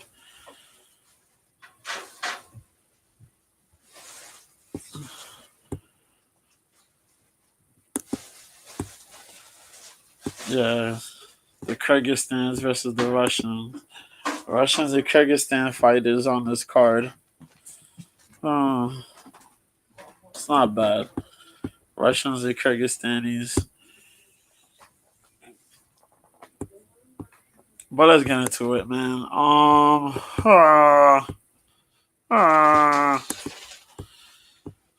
There's three things I wanted to. I talked about that. Those announcements real quick. KSW 90. If you're trying to watch that early, catch that on Fight TV.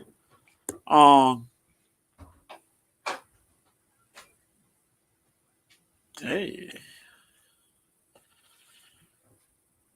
you can come check this out, man. We got Arkadiusz Warzek, who's 3-0. We'll be fighting a dude by the name of Ivan Vidasovic.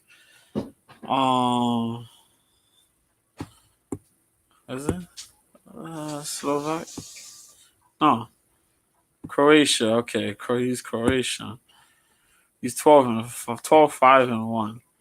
Bartosz Fabinski, who was in Cage Warriors, 16-5, is fighting Lade Zerhouni, who's 11-8 out of France. Yolina Wozniak, who's 7-2, fights Alexandra Toncheva, who's 5-4-1. Alexandra's from Bulgaria. Dang, she look pretty. Yelena Wozniak. The Mad Queen. She's 7-2.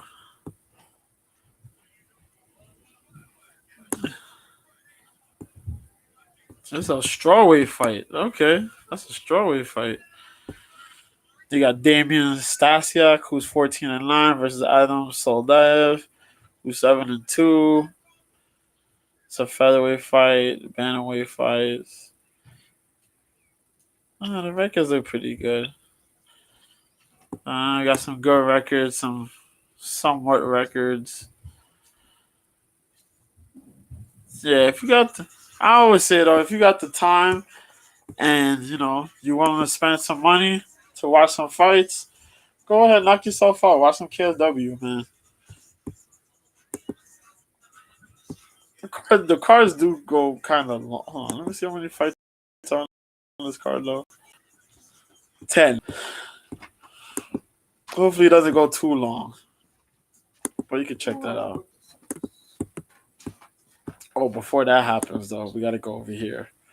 So, along with that, on Saturday around 3 o'clock, on Boxer. You can watch this on Top Rank as well, Top Rank ESPN. But also on Boxer. Natasha Jonas defends her IBF World Female Welterweight title against Michaela Mayer. Natasha Jonas 14-2-1. She's been boxing for quite some time, man. She's up there in age though. She's about 39 years old. Her only 2 losses come at the hand of one lady by the name of Vivian Obanoff and Katie Taylor, the future legend, the future Hall of Famer. Yeah, she was supposed to fight Katie, I think, but something happened. It didn't work out. But yeah, Natasha's moved up the weight classes since then and decided, she's going to be over here defending big. She's going to fight Michaela Mayer Michaela Mayer was a former featherweight champ, but what happened there. Um,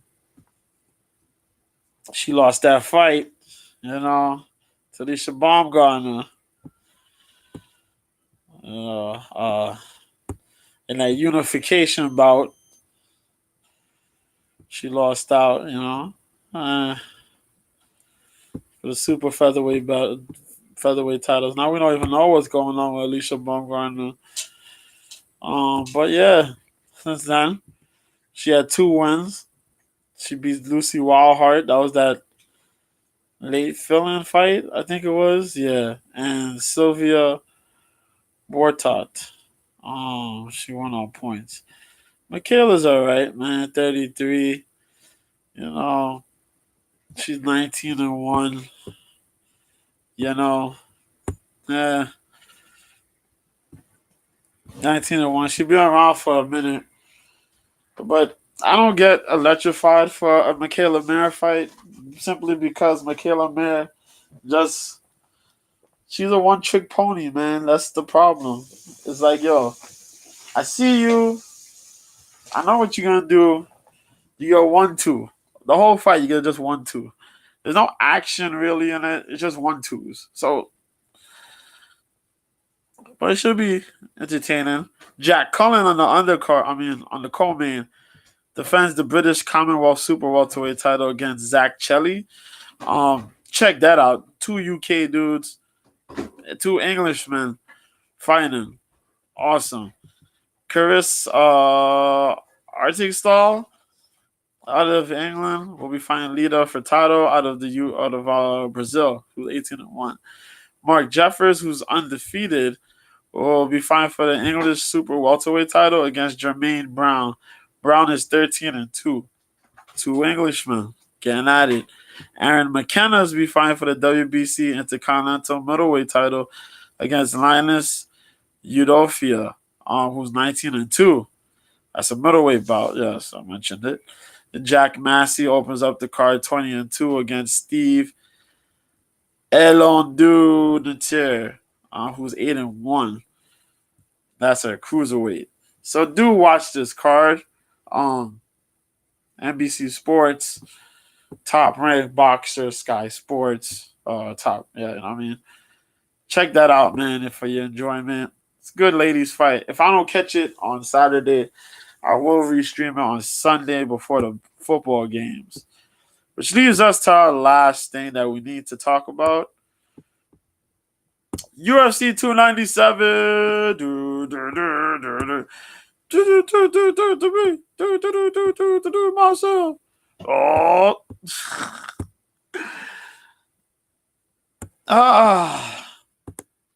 UFC 297. Stephen Struve. Oh, Sean Strickland versus Dricus du Plessis. Takes place in Toronto, Ontario, Canada. First time in years they've been in Toronto, but the last time they've been in Canada altogether was back in UFC 289 between Amanda Nunes and Irene Aldana. The retirement fight for the GOAT. Her title, though, now vacated, will be in the co-main event between Raquel Pennington and Mayra Bueno Silva. Yes, sir. Let me get a ranking system real quick. Let me pull this up. Because that's one thing I don't remember off my head, and I don't think anybody really does. Yes. So the champion, Sean Strickland, fights Dricus du Plessis, who's the number 2 contender. Yeah. Number 2, Raquel Pennington will be fighting the number 3, Mayra Bueno Silva. Yeah. Also on the main card, Neil Magny, number 13, fights Mike Malott out of Canada.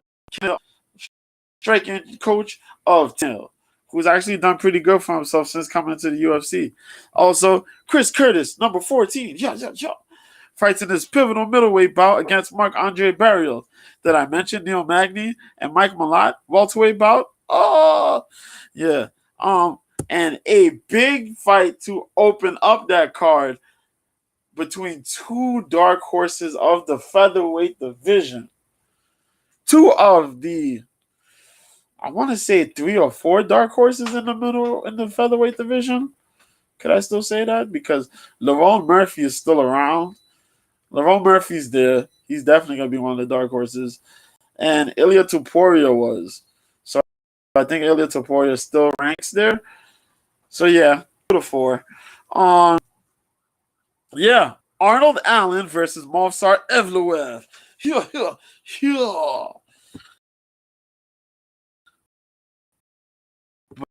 But yeah, let me stop this stupid game. Got my connection. Am I good? Am I good? Please let me be good. Okay, I'm good. Let's get it. So let's start from the bottom. Oh yeah, prelim action starts at 6:30 p.m. 6:30. Yeah, that makes sense. 6:30. Okay. So let's get into it. We have Malcolm Gordon versus Jimmy Flick in our first bout of the prelims at flyweight. Malcolm Gordon, pretty solid wrestler. Let me click it. Yeah, pretty solid wrestler, man. Canadian fighters, I always talk about it. They have a good stand-up base, and they're either it's one or the other form of grappling. Either they're gonna come out with primarily kickboxing, or they're kickboxers with a good grappling, with a good grappling background.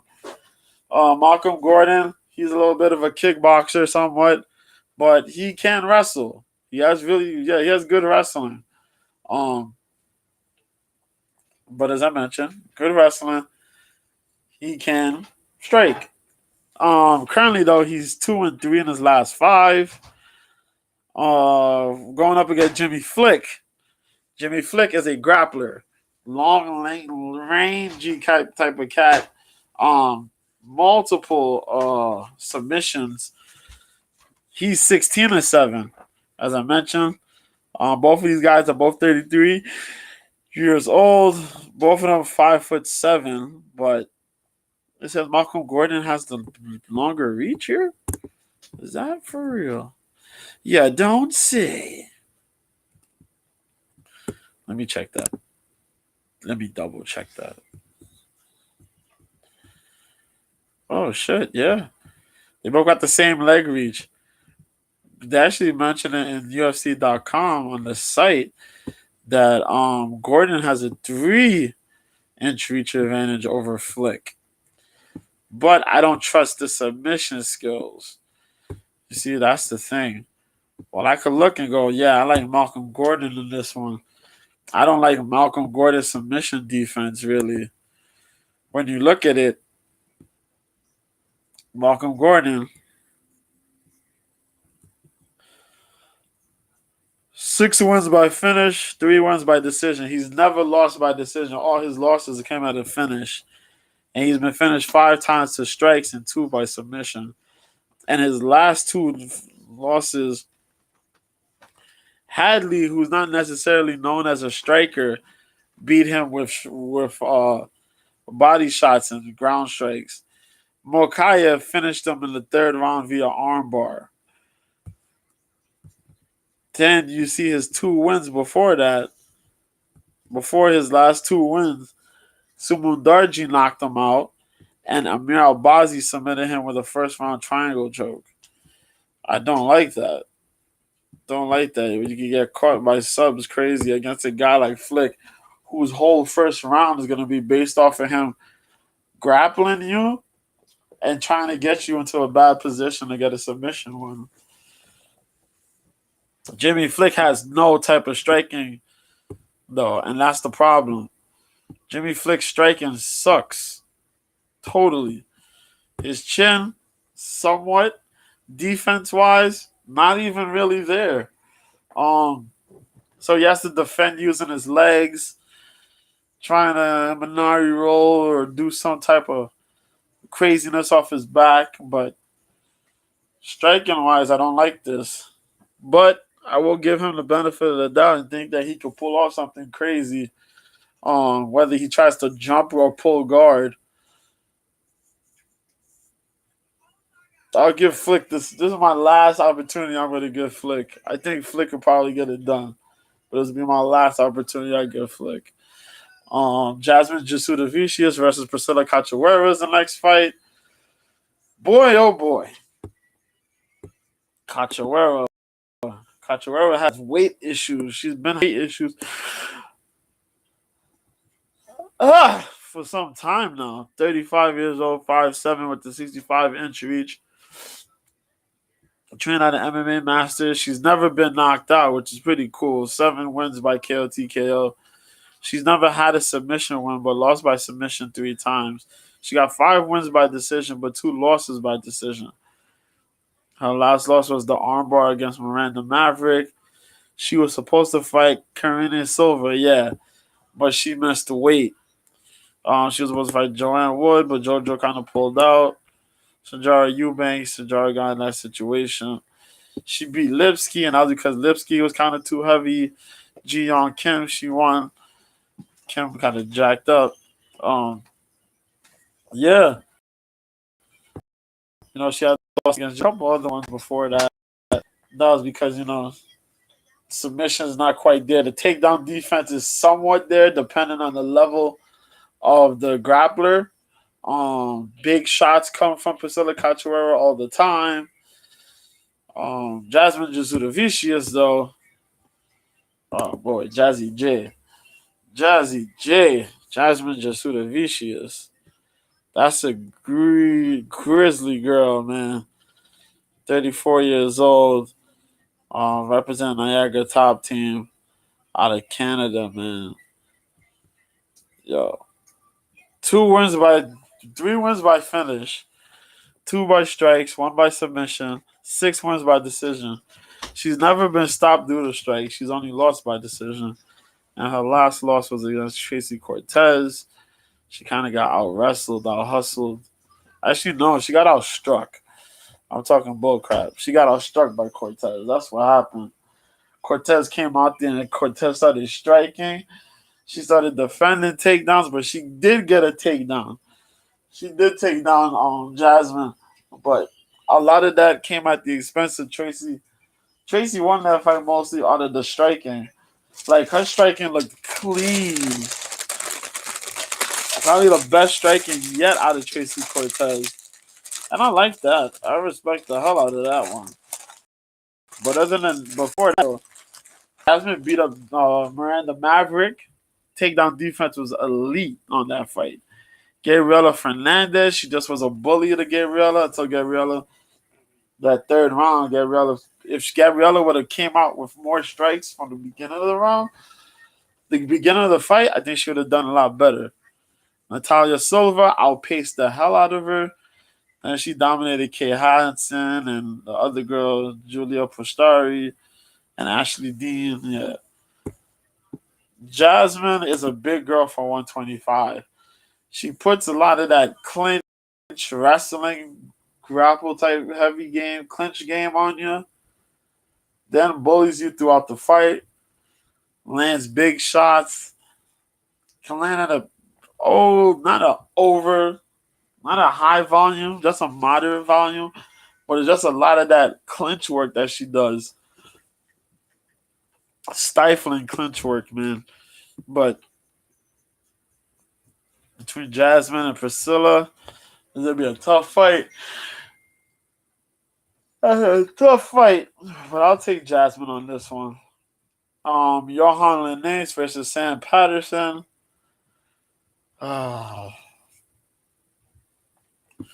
Let's say it for what it is.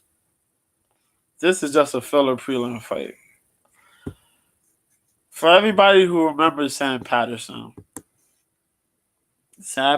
nicknamed The Future, 27 years old, Team Crossface. He was undefeated until he walked into the UFC. No, he had 10 fights. Was it? No, 10-2-2. No. He was on, okay, hold on a second. He lost his second pro bout. After that,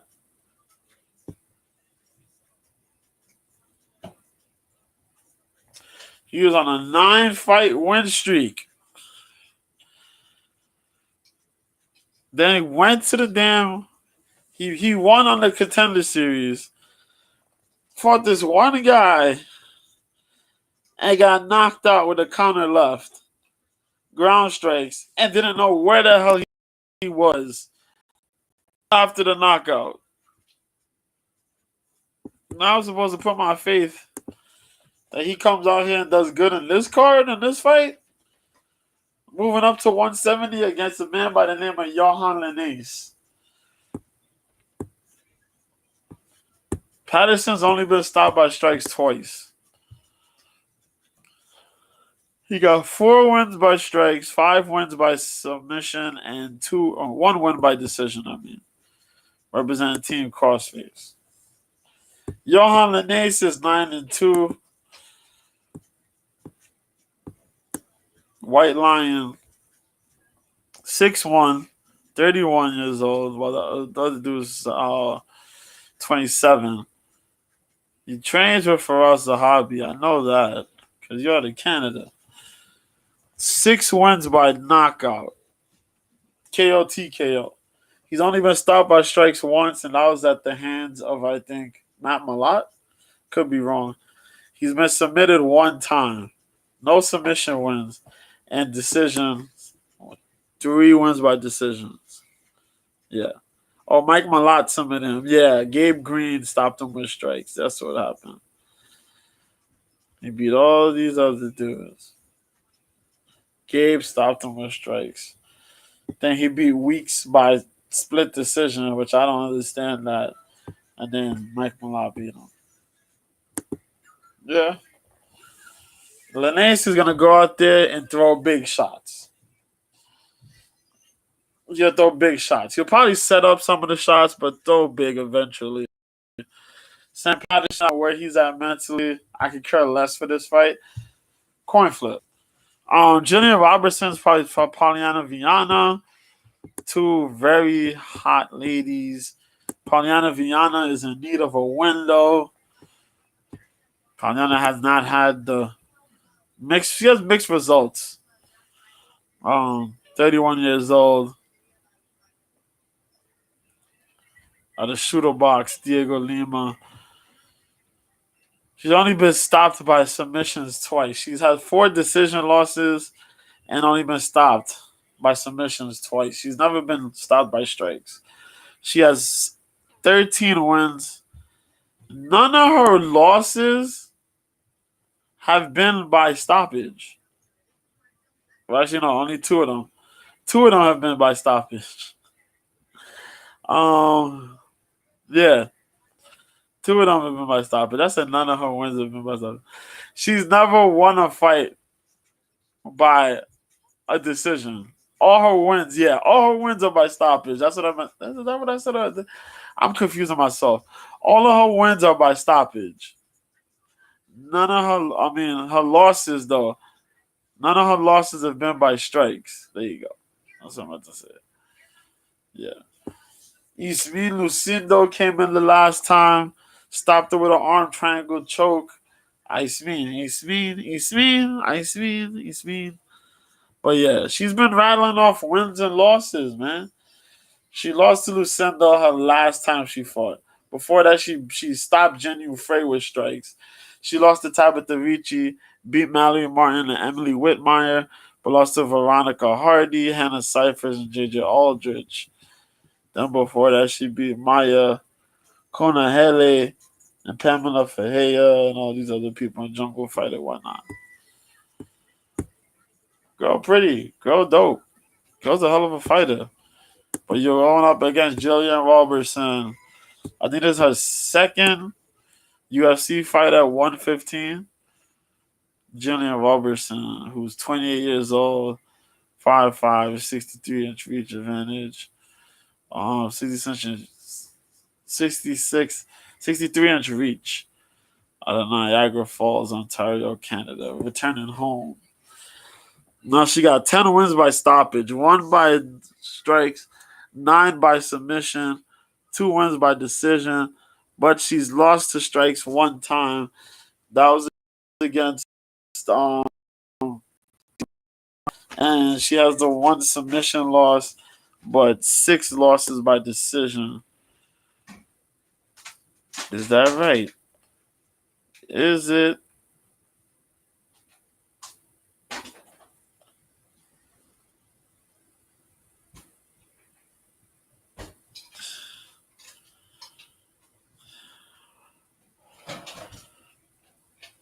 Yep, Macy Barber. There you go. Strong punches. I said check that to make sure.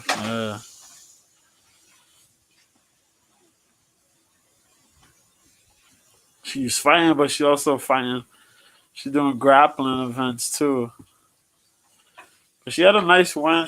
Before that she beat Piera Rodriguez. That was her first fight at flyweight. I mean at strawweight. She beat Piera Rodriguez, which is a pretty big deal. Maria Agapova, she beat up. She lost to JJ, but beat Priscilla Cachoeira. No, she was doing her thing, grappling. Striking is not all that strong, but her grappling skills, when she takes you to the ground, boy, it's problematic. And if she gets on top of you, it's horrible because she rides hips pretty freaking well. She sets things up pretty well. If anything, she needs to be a little bit more savage on the ground. She is the savage. So, she got to be a little bit more savage on the ground, but hopefully she could do that. I'll take Jillian Robertson on that one. I think so, but then I'd probably be a little bit more upset because as good as Jillian Robertson is, Polyana Viana might actually get this one. Who knows? But we'll see. We'll see. I'll probably throw no bet on that one. Sherry Sidney fights for Monteveros. Both of these dudes are coming from the Contender Series. And if I remember correctly, yeah, this is a rematch. Taveras got robbed out of his first fight, out of his first visit to the Contender Series. Then, because I think Sydney missed weight, but they stopped the fight early. Sydney gets a contract, but then Taveras comes back from the late in the year, later, the following week or so, like the following month, and they get to win, stopping Cortavius Romeus. Other than that, 5 wins, 8 wins by stoppage, 5 by strikes, 3 by submission, 1 by decision. 2 of his 2 losses, he only got has been knocked out or technically knocked out twice. Where we got Serhi City, who's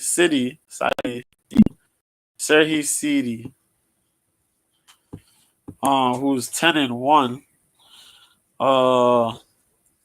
He's never lost to strikes. He's only lost by decision. He's never been stopped. 6 wins by strikes, 2 wins by submission, 2 wins by decision. And he hasn't been stopped. He's never been stopped. He hasn't lost, since 2020 to Mateo Vogel. Yeah. Man. So we'll see. We'll see. Both of these dudes.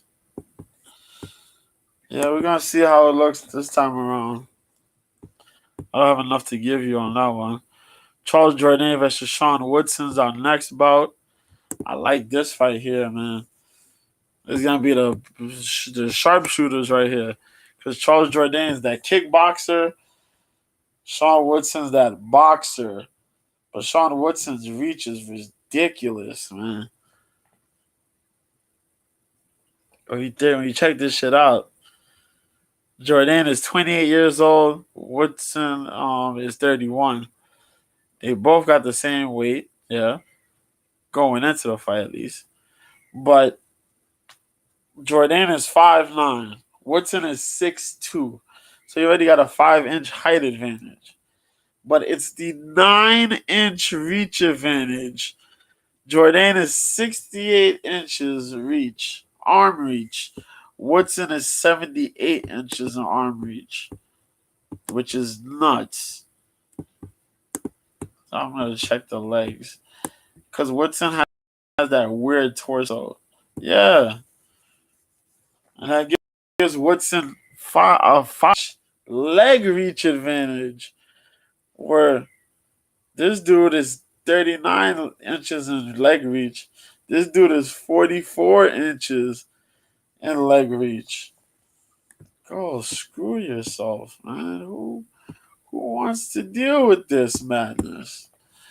But yeah, this dude knows how to box. He boxes well, puts jabs in, and he mixes his high and low shots. So he could go to the head, to the body. He loves his body work. He likes his knees when he's close range. He likes to work his elbows as well. And he can mix the boxing with the elbows. Charles Jourdain is your traditional kickboxer, but he has a nasty counter hook. He has a nasty counter left that he likes to throw. He has a good head kick setup.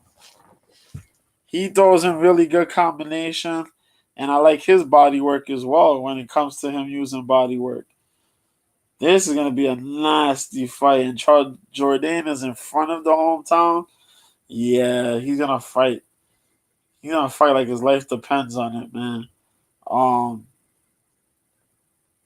Woodson's a dude that doesn't miss. He don't miss often. I think Jourdain might spring an upset. He might spring an upset here. So I'm going to probably say Jourdain. Woodson would be my pick originally because it's Woodson. But I think they're going to have something prepared for Woodson, man. So I'm going to take Jourdain for now. We'll probably change. We'll see the weigh-ins. Next fight, we got Brad Katona versus Garrett Armfield. Oh, shit. Armfield, my fault. I can't say Armfield. Armfield actually looked good. He had his boxing, man. Yeah, training out there with Kill Cliff. 6 wins with strikes. 2 wins by submission. 1 win by decision. He's only been stopped by submission 2 times and lost by decision, never to strikes. And, he lost to Nama, came back and beat Kazama. Toshiomi Kazama, he went with that straight right hand. He boxed that out of his shoes. But before that, he lost to David Onama, beat Steve Graham. Was it? No. Stephen Graham. Yeah, Stephen Graham. Mark Styler? Mark Slider. And Alex Macias. Then he lost to Mateo Vogel, fought a couple of people. He lost to Ronnie Lawrence some years ago. But his boxing looked pretty good. He got real close up in there. He boxes his mid range, somewhat long range striking has improved quite a bit. I like to see more from his grappling. He's gonna need it because he's going up against the returning Brad Katona. Clark Kent go to Superman. He acts like a douche a little bit, but I can't blame him for his confidence. He's a Canadian man.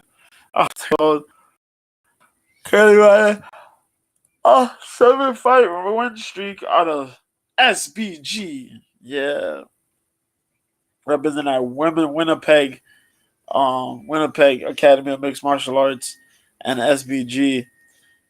He's only had 4 stoppages in his career. 1 to strikes, 3 by submission. He got 9 wins by decision. Only 2 losses by decision. And surprisingly, one of those, was from Marav Davadishvili. Then he had Hunter Azure. That's crazy. It's crazy because I think him and Hunter were both on the same team. He managed to win, and then Hunter lost. That's crazy. But yeah, since then, worked his way up, got signed, had that epic return for him and Timur had a firefight. He fought on Brave, where he picked up a title there. Beat Gamzat Magomedov. Yo, hell of a bunch of good fights. I gotta take Brad. I'm not even gonna think twice about it. I'm gonna take Brad. Um, it's just the heart in the wrestling, man. It's just different levels. And as for right now, if I had to go through real quick picks on this card, I would say Movsar Evloev, Chris Curtis versus Andre Barrios. I'd probably take Chris Curtis. Magny versus Mike Malott. I will ride with Malott. Raquel Pennington versus Myra Bueno Silva. I'm going to take Pennington. And I'm going to take Son Strickland over Dricus Duplessis. No offense, but this is why. Arnold Allen is a big dude. This depends on the volume. And I think Movsar Evloev has a funky way of nullifying people's volume. And it's pretty cool, but it's also, when you're looking at a guy like Arnold Allen, that's not pretty bueno, because Arnold already doesn't throw with a lot of volume in fights. And Movsar nullifies volume. So it's kind of like, yo, what the hell am I doing? If you look at both of these dudes and you look at significant strikes, Movsar has 4.57 compared to Arnold Allen's 3.34. Quick, I'm gonna share tab. Yeah, this one. I'm gonna share this with you guys real quick, so you can see this for yourselves.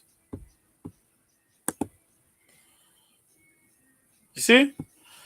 So, if you're looking at this,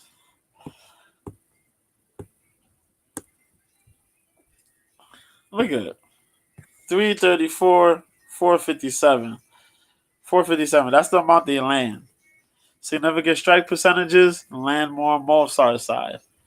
Absorbed per minute, slight edge to Movsar over Arnold Allen.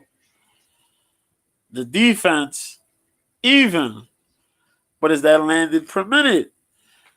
Arnold Allen doesn't throw a lot of strikes. He doesn't throw a lot of strikes.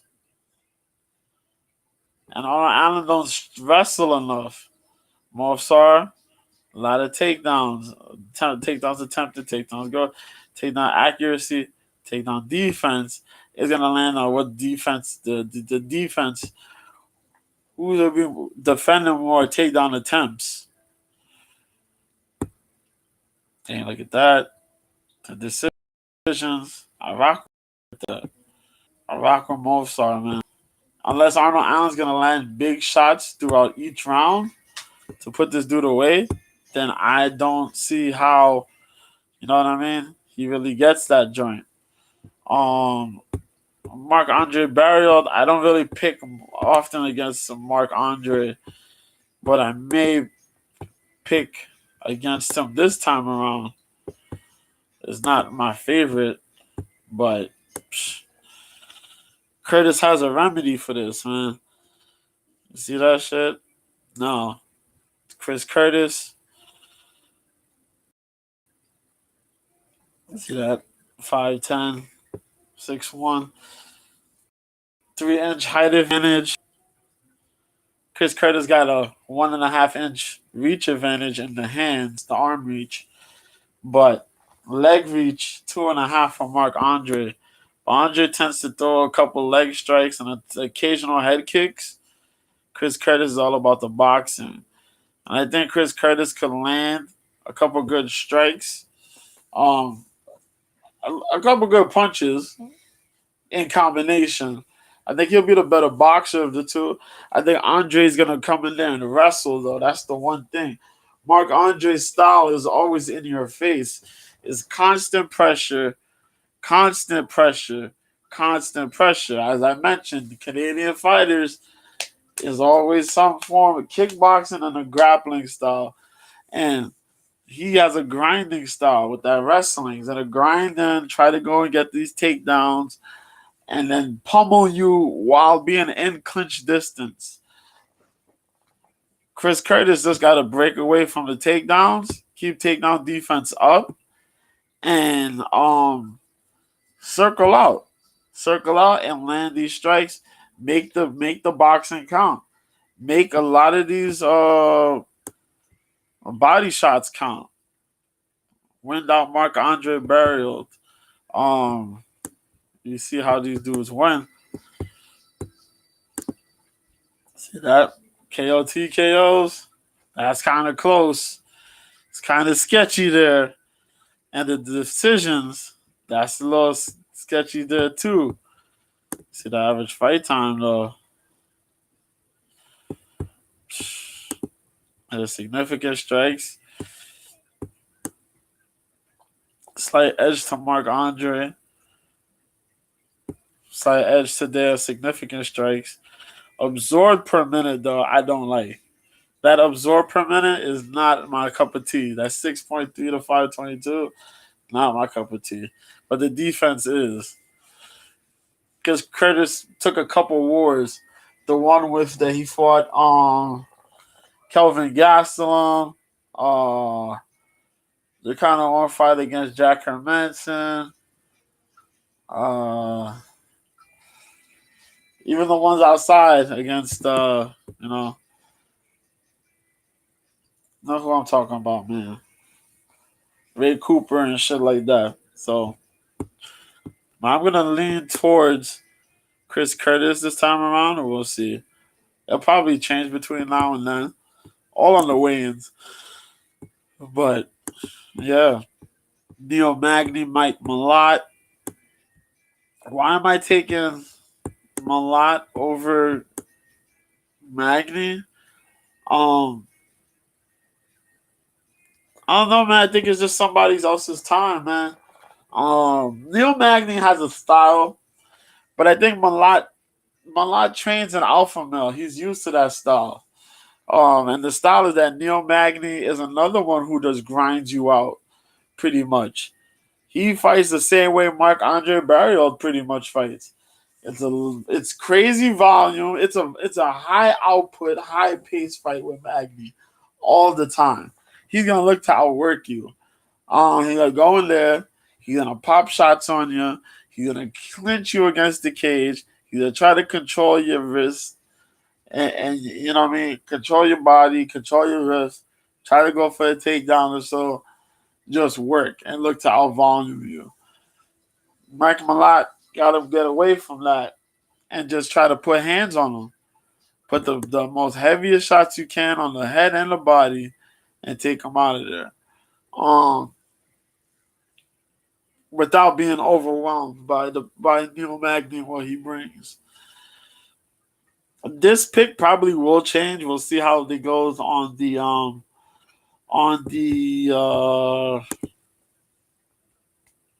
odds, because the odds will change. So that's why I'm not looking at the odds over here now, because between now and Friday, they'll change horrendously, especially after the weigh-in show. So 26-40 KO TKO. See the submission rate, decision rate.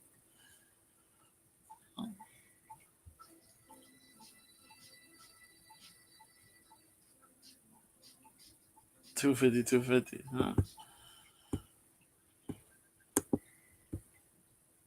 Let me see that. Landed per minute, more on Mike Malott's side. Absorbed per minute, a little bit on Mike Malott's side. I don't like that. Mike Malott has taken some damage in some of these fights. I think the Linnaeus fight was that, and one of the other fights he's been in. More on the significant strikes for Neil Magny, but you gotta also remember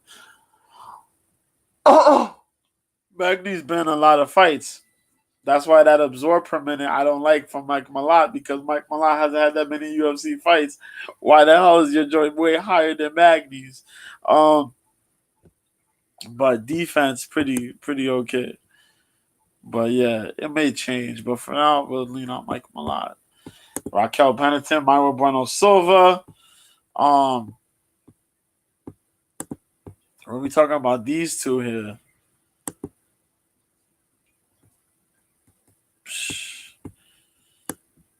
talking about two ladies, man, who've been in here for a long time, man. Well, Raquel, she's been in the women's MMA scene for some years. 35 years old. Myra Bueno Silva is 32. 5'7" versus 5'6". 67.5-inch reach for Raquel.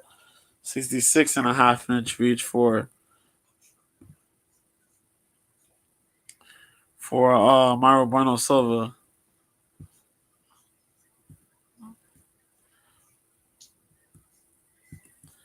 Yeah, man.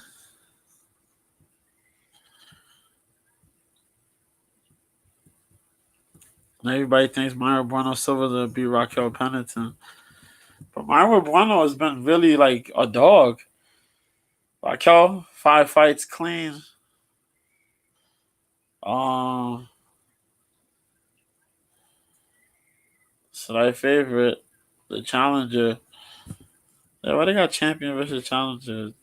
Nobody's a challenger. It's a vacated title. Whatever.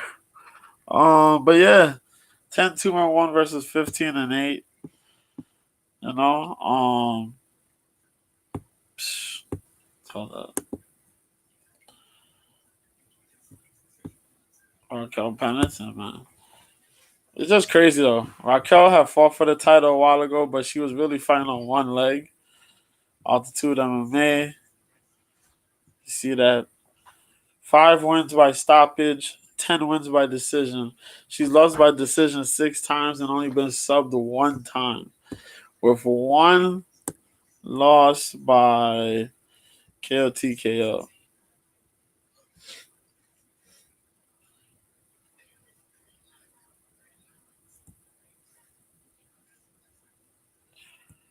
Split decision. Holly Holm, split decision.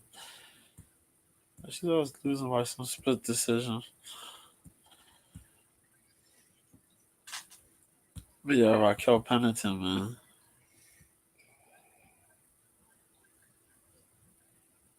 But yeah, Raquel's been tried and true, man. She got big wins in here, man. She beat up Aspen Ladd. She beat Ketlin Vieira by split decision. Macy Chase on. Penny Kansad. Ravena Aldana. Misha Tate. Jessica Andrade. Oh, actually, Evan Smith, but that's not really a big one. Roxanne Modafferi. Tanya Evinger. You know, she's beating people through this, her career, man. But Myra Bueno Silva is a nasty jiu-jitsu practitioner who also has like fury, man. She throws with a pretty good level of volume, but sometimes she gets messy and she wings the hell out of her overhand right though. 10-2-1 is Myra Bueno Silva. Currently riding a 3-fight win streak. She's never been stopped by submissions or strikes. She's only had losses by decision.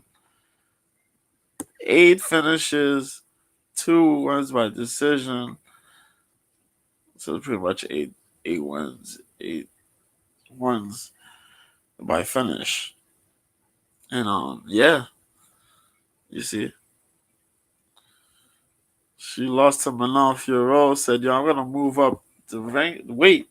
She fought and beat Yanan Wu, beat Edgar, beat Lena Landsberg, went to a no contest with Holly Holm because drugs.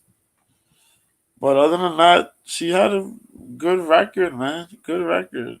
Just not many wins by strikes, but she strikes very well. But her submission game is just nasty and super treacherous, man.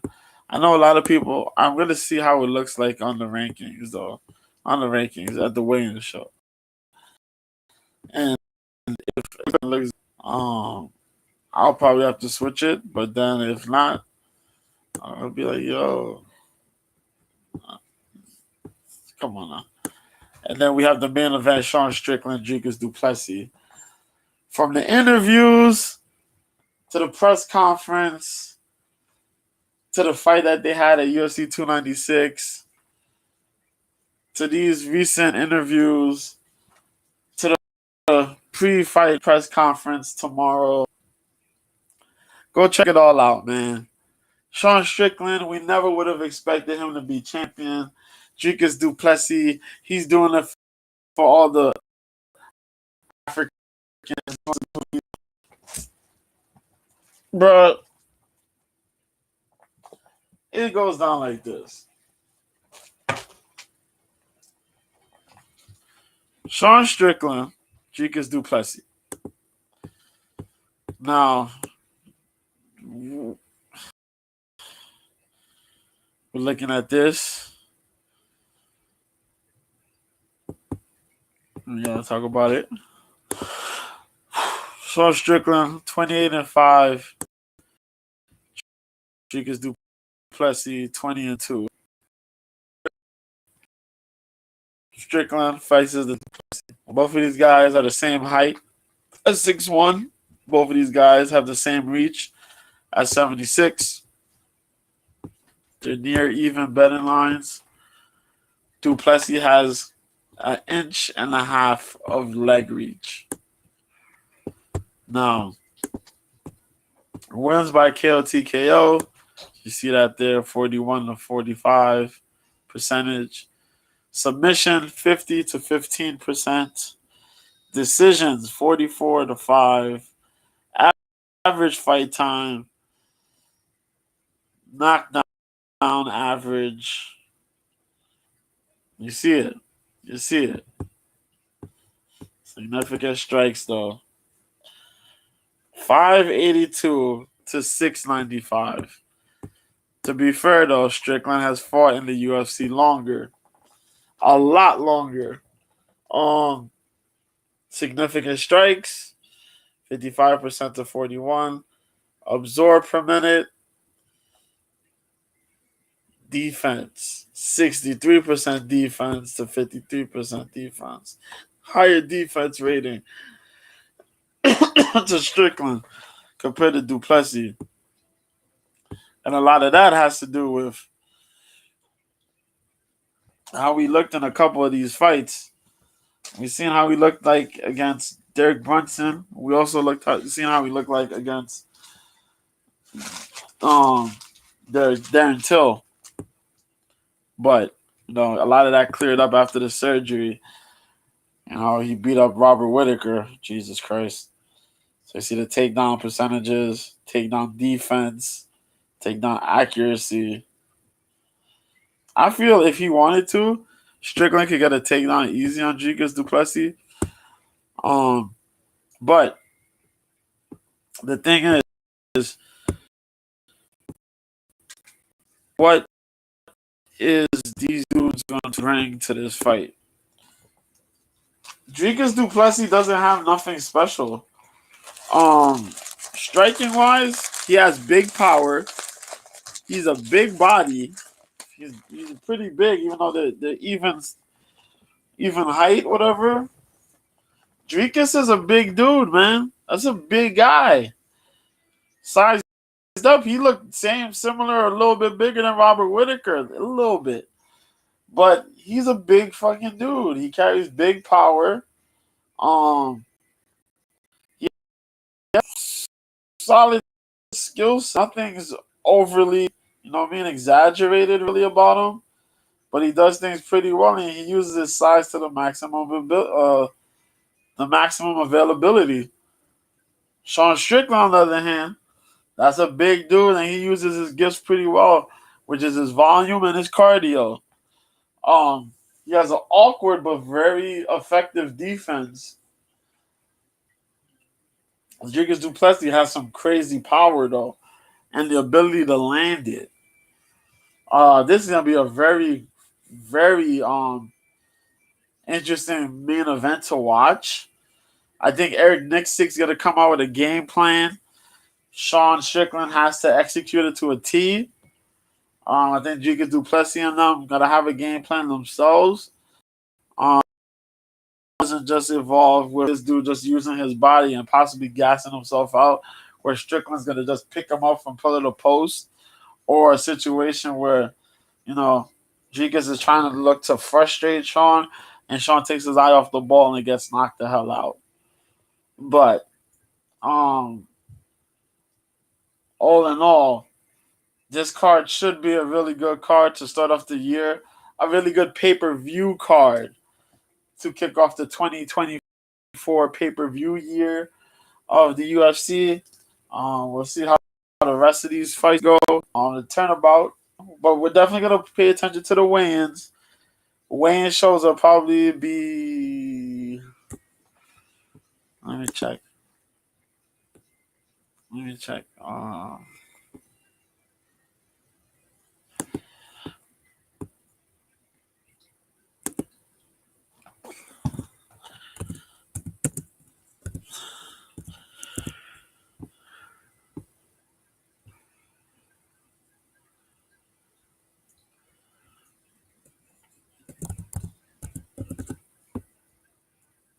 Okay, let me see.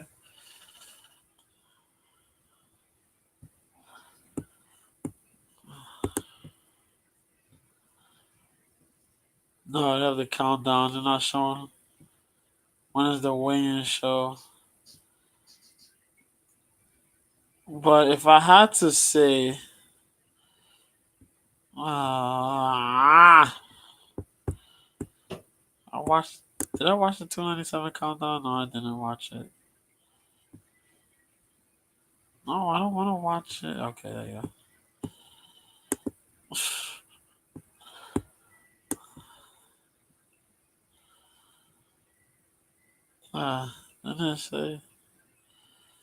Didn't say yet. But the pre-fight press conference is tomorrow at 5 o'clock, 5 Eastern, 2 Pacific. You can check that out. I know the weigh-in shows will probably be in the morning, like around 10 o'clock or so.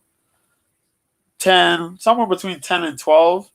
So be on the lookout for that. 10 or 12 Eastern, 10 to 12 a.m. Eastern.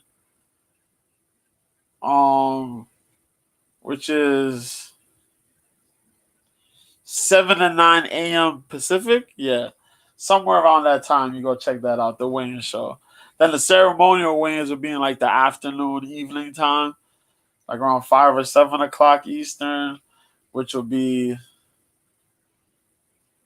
2 to 4 Pacific. Yeah. But that's it, man. I'm looking forward to these fights. Some of my picks might change, but if you're looking for me, I'm on OK Live, Twitter, New Year's same B at Mr. B 1986. I mean X, the artist formerly known as Twitter. Yeah, and that's it. So I'm out. I'm gonna go and see if I eat something or do something or watch something. I'm gonna watch wrestling and see what else, movies or whatever I'm gonna watch, and then that's it. But I'm gone. Y'all be good. Y'all be easy. Y'all take care. Have fun and all that good stuff. And catch me on OK Live, Mr. B, if you're trying to watch these fights this weekend. All right? So, peace.